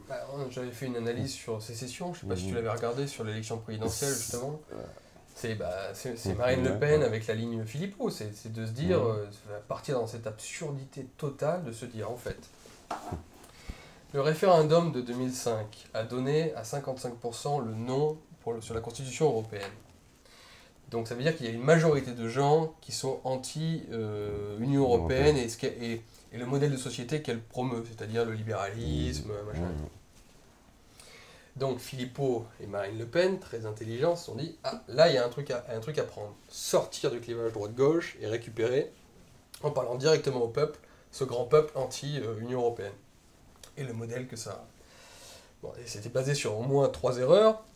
La première, c'est que ce nom à l'Union européenne était quand même très circonstancié, dans la mesure où 2005 était l'année du non à plein de choses. C'était l'année du non au CPE, les gens utilisaient le référendum pour dire non à Chirac, il y a eu l'émeute des banlieues, il y a eu pas mal de choses. Donc si tu veux, c'était une année de contestation déjà, de l'année de 2005. Donc les gens n'ont pas tous lu la Constitution européenne avant de voter, tu vois. Ils ont voté pour virer Chirac et ce qu'il faisait. Donc déjà, premièrement. Deuxièmement, ce non anti-Union européenne était divisé par au moins, je ne sais pas combien, mais 4 ou 5 différents peuples. Le peuple de gauche avec ses raisons qui a voté non, le peuple de droite avec ses raisons qui a voté non, et c'était une gageure absolue que de penser pouvoir réunir ce peuple-là, à la fois de gauche et de droite, surtout autour d'une Le Pen.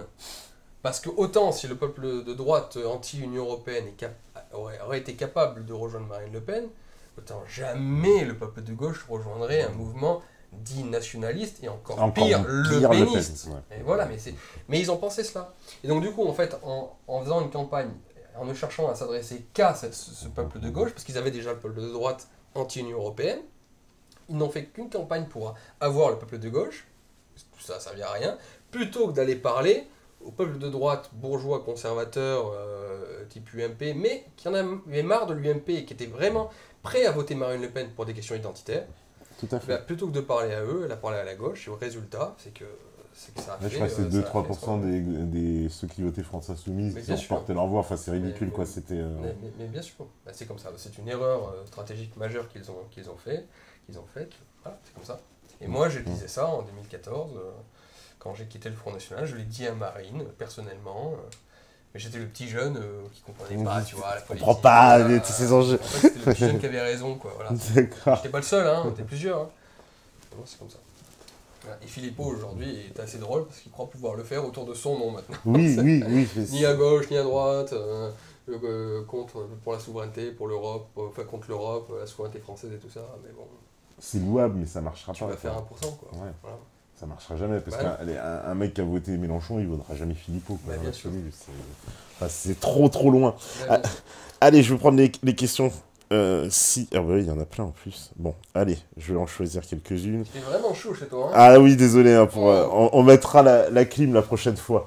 Je demanderai une clim bientôt pour cet été. Je vous en ferai part. Alors on me dit... bonsoir, monsieur Rochdy. Quand vous êtes allé au carrefour de l'horloge en 2016, vous parlez de l'État contre le peuple. Croyez-vous réellement que cet effet va s'accroître avec le gouvernement Macron et le grand remplacement qui va s'accélérer en plus? Oui, l'État contre le peuple. L'État que nous avons actuellement joue contre les intérêts de son peuple, alors qu'il est censé normalement les défendre et les promouvoir. C'est pour ça que je l'appelle l'État zombie.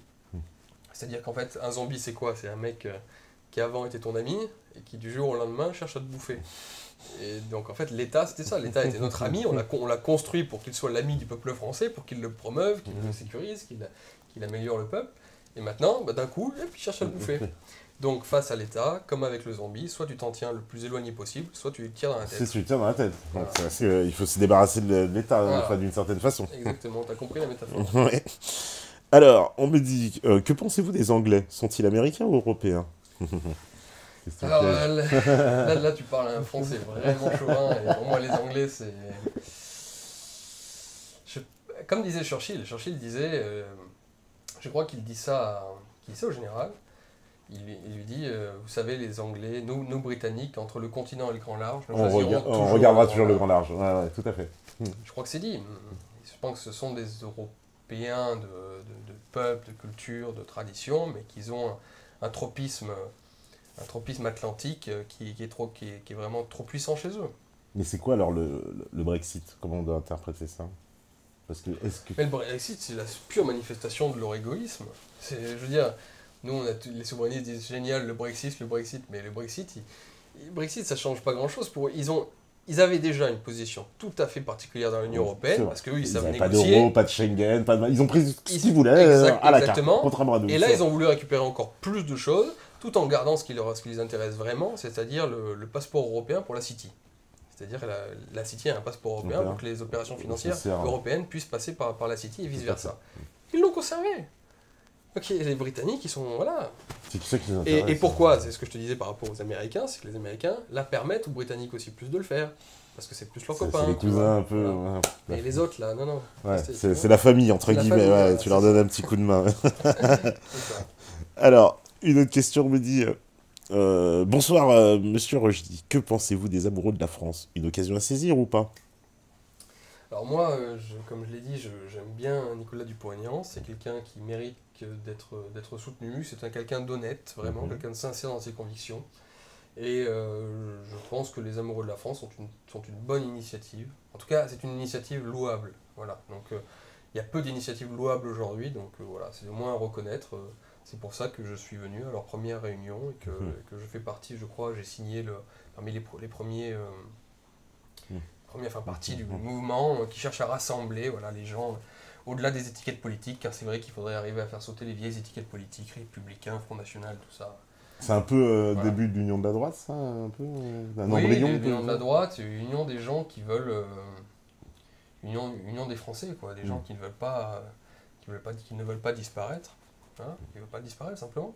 Et puis, et c'est là où ce sera notre boulot à nous, qui chercheront demain peut-être à devenir quelque chose.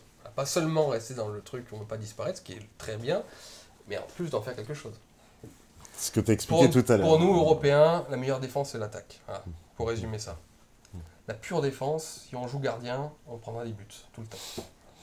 Donc là, si on veut vraiment sauver notre civilisation... Enfin, un peu le Zidane, quoi. Faut aller à l'attaque. Exactement. Si on veut sauver notre civilisation, on la sauvera par le projet, par l'attaque, par l'ambition.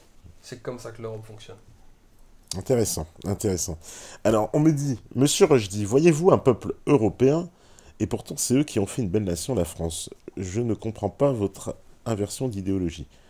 D'accord, il demande, est-ce que toi tu penses qu'il y a un peuple européen? Alors, vous voyez, un peuple européen... Bon, elle n'est pas super bien formulée, mon cher, voilà, la question. Non, je comprends.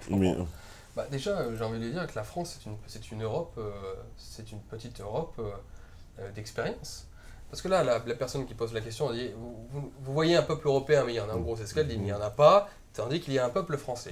Tout à fait, c'est ça. Mais moi, je suis occitan, je parle la langa do mijo, hein, je viens du sud de la France, et mon sud de la France était une petite civilisation, hein, à lui seul à l'époque. L'Occitanie a été un pays, c'était une nation, au moins culturelle, qui a été envahie par les Francs, par les nordistes, et qui ont fait de moi un Français. Voilà. Et la France, ça a été un assemblage de Bretons, de mecs d'Occitans. Ah bah comme dit Céline, t'es un arbonoïde alors. Voilà. Exactement. J'aime bien Céline, mais là-dessus, c'est un connard. Bon, en tout cas, la France a été le peuple français s'est construit. Donc là, elle me dit, il n'y a pas de peuple européen. Mais pourquoi est-ce qu'il ne se construirait pas? Justement, c'est un projet. Et encore une fois, honnêtement, avec la mondialisation, avec les avions, avec l'Internet, avec tout ça, quand tu débarques en Italie, que tu débarques en Autriche, que tu débarques, t'es chez toi. Faut arrêter de... C'est la réalité. se mentir. C'est vrai que c'est le même espace. C'est la réalité. Quand tu voyages plus loin, et moi je le fais, tu sais quand t'es plus chez toi. Quand Bah, t'es en Europe, t'es chez toi. Pour moi, ce que tu as dit, c'est totalement vrai. Quand, en plus, t'es quelqu'un qui voyage, bah, tu t'aperçois très vite qu'effectivement, maintenant, quand tu voyages à l'intérieur de l'Union Européenne, c'est presque dans le même pays. Il faut pas Bien se... sûr. À tous les points de vue, quoi. Et il faut sûr. sortir d'Europe pour se dire, là, oui, Exactement. je suis C'est plus dans le pour même pays du tout. C'est pour ça que je te dis, ce qui va compter demain, dans le siècle à venir, et les siècles à venir peut-être, ça va être les sphères de civilisation, les combats de civilisation, enfin, en tout cas, les morphologies civilisationnelles. C'est pour ça qu'on doit sortir du patriotisme et être civilisationniste ou civiliste, comme je disais, en employant un néologisme. Le civilisme a peut-être de l'avenir face au patriotisme, je sais pas. D'accord. Alors, on me dit, monsieur Rochdy, est-ce que l'aveu de faiblesse constitue en partie de l'appel à la revirilisation? Ne comporte pas un aspect contre-productif et n'est-il pas plus efficace d'être dans l'incarnation de ce que l'on souhaite retrouver comme mentalité? Plutôt que de le prêcher. Non, voilà, je suis tout à fait d'accord. Le problème, c'est que, évidemment, c'est facile de dire ça. Je veux dire, s'il n'y avait pas de problème, on ne créerait pas de site, on n'écrirait pas des livres sur le sujet. Il se trouve qu'il y a un problème, évidemment. Dans l'idéal, moi, ça m'emmerde de dire aux mecs, redevenons des hommes, restons des hommes, développons-nous en tant je comprends qu'hommes. ce que tu veux dire. Si tout était naturel, et même pour moi, c'est pareil pour moi, je me mets pas au-dessus du truc. Moi, le matin, je me réveille en disant, allez, aujourd'hui, tu vas travailler, tu vas te battre, tu sois un homme. Je me le dis, on doit se le dire, chacun d'entre nous, chaque matin. Et ben, si on peut, à l'époque, il y avait l'église, il y avait l'armée, comme je te disais, des écoles de formation naturelle. Si on peut aider par un site internet, par une école de formation, on va créer des stages, on va faire pas mal de choses. Si on peut aider un petit peu, ben, tant mieux. Parce qu'il ne faut pas croire, hein. Là, il y a peut-être des gens qui vont dire sur internet, pas besoin de ça pour être des hommes, mais tant mieux pour vous, les gars, si vous n'en avez pas besoin. Il se trouve que nous, depuis qu'on a lancé l'école Major, en 10 jours, on a reçu un paquet de mails, dont certains extrêmement tristes, mais vraiment, de types qui nous... Là, j'en ai lu un il y a 2 jours, un mec qui raconte sa vie d'employé de bureau, qui n'a jamais eu de gonzesse, qui se sent complètement démasculinisé et complètement dévirilisé, et qui pense au suicide. Des mecs comme ça, il y en a plein. Et qui dit merci pour Major, moi ça me donne l'envie de me rebooster, d'apprendre des choses et tout. Donc ceux qui vont mépriser le truc en disant pas besoin de ça pour être des hommes, je vous garantis qu'il y a beaucoup de gens qui ont besoin d'être dans cette motivation-là. Ce qui veut dire, par exemple, est-ce que c'est pas le fait que, entre guillemets, les jeunes blancs aujourd'hui, trentenaires, urbains, est-ce qu'ils ne sont pas justement souvent un peu isolés, célibataires, sans enfants et c'est assez récurrent comme profil dans cette catégorie de population. C'est ça qu'il faut changer. Voilà. Donc Major, ça va pas changer, révolutionner le monde, mais ça peut aider déjà pas mal de gens. Je te dis, à la fois d'apprendre des choses, à la fois de partager des choses, et à la fois peut-être aussi de créer des communautés, pas des communautés, mais en tout cas des réseaux. Des réseaux, ouais. Des réseaux, voilà, ça peut être... C'est l'avenir des réseaux, de toute façon, comme tu l'expliquais, c'est le seul moyen même pour s'en sortir, entre guillemets. Ton clan, c'est ton réseau aujourd'hui. Ouais. Voilà. Parce qu'aujourd'hui, pour du boulot, pour un logement, pour quoi que ce soit, exactement, ça passe par les réseaux. Le but, c'est qu'on soit tous, comme disaient les Anglais, successful. En tout cas, le plus possible. Parce que si on est que des losers, on se fera marcher dessus par tous les gens que l'on déteste. Voilà. D'accord. Alors, tiens, encore une question. On me dit... crève de chaud. Ouais, c'est bientôt fini. Monsieur Rochdy, ne serait-ce pas devenu une obligation d'avoir une force armée européenne ou alliance pour avoir de nouveaux poids au niveau mondial? Idée très rejetée dans nos milieux, mais à mon avis inévitable. Cette personne a compris. Moi, je pense qu'à terme... C'est un Suisse en plus, pour être capable d'affronter l'armée des grands empires... Je pense qu'à terme, ce serait bien d'avoir une armée européenne. Et en plus, ce serait tellement beau, après s'être mis sur la gueule pendant tant d'années, que d'avoir une armée dans laquelle on pourrait partager nos sciences entre Allemands, Français. Non, mais qui va commander? On serait les meilleurs au monde. Non, mais des soldats allemands sous un commandement français, ils voudront jamais. Non, mais me parle pas encore du mariage qui d'abord créons le désir. Après, la chose et après, on décide peut-être que comment moi, on fait. dans ma génération complète, on ne le verra pas. Mais je sais au fond de moi que c'est ce rêve-là qui aboutira sur quelque chose. J'en suis sûr. Parce que le processus de l'histoire nous mène à cela. Mais est-ce que cette unification-là, justement, dont tu parles... Ça se fera, si tu veux. Ça se fera. Est-ce que cette unification, est-ce qu'elle ne se fait pas toujours, justement, contre quelqu'un, contre un ennemi commun? Je veux dire, les Allemands, ça tombe bien, il y en a pas mal en ce moment. Hein. entre le monde islamique, entre le monde asiatique, entre le monde africain, et les Américains, qui cherchent à nous... Je pense qu'on a toutes les bonnes raisons du monde aujourd'hui de se dire, hé les gars, on est quelque chose, on est des Européens, les gens autour de nous ne veulent pas que du bien, donc il y a peut-être moyen et besoin de faire enfin quelque chose, tu vois. D'accord. Allez, conclusion, mon cher Julien, alors, message pour tous ceux qui nous regardent. Cette jeunesse mondiale, j'ai envie de dire, parce qu'ils sont partout, hein, ils ne sont pas que de France. Hein. Je sais pas, merci à toi, Tepa, de m'avoir invité. Ah bah écoute, avec grand plaisir, merci à toi d'avoir accepté. Allez sur www.ecolemajor.com pour suivre un petit peu ce que l'on partage. Et puis si vous avez envie de nous aider, n'hésitez pas. Suivez la session alpha si vous avez envie d'approfondir tout ce qui est de l'ordre de la mentalité, de la réussite masculine, de ce qu'on appelle. On a travaillé ça sur plusieurs mois, donc c'est une façon de lire une dizaine de bouquins en une formation, donc c'est plutôt sympa. Et puis ce que je te disais, voilà, si vous êtes dans cette logique d'une manière générale de réussite personnelle, individuelle, de votre famille, de votre clan, que vous pensez à des entreprises, que vous avez envie de vous implanter à l'étranger aussi, vous cherchez à comment développer vos activités, n'hésitez pas à m'écrire, peut-être, c'est pas sûr, mais qu'on peut travailler ensemble. Voilà. Voilà. On répète le site, c'était ecolemajor.com. ecolemajor.com. Allez-y, vous pouvez vous connecter sur le site. pour aller voir, pour te suivre et pour entrer en contact avec toi aussi éventuellement, si Ouais. les gens veulent t'écrire sur le site. Je mets du temps à répondre aux mails, je réponds toujours, mais je mets du temps, donc ne vous vexez pas si je mets parfois un peu de temps. J'aime bien Ok, juste bah, ça. soyez patient. Ouais. Moi, c'est pareil, j'ai l'habitude. Bah, en tout cas, merci beaucoup, Julien. Merci, Théma. Vraiment, merci d'avoir accepté. Merci à vous. Merci à ceux de la caserne. Merci évidemment à ceux sur YouTube. Et puis, forcément, si vous écoutez ce message, c'est que vous êtes la résistance. Ciao, ciao, ciao.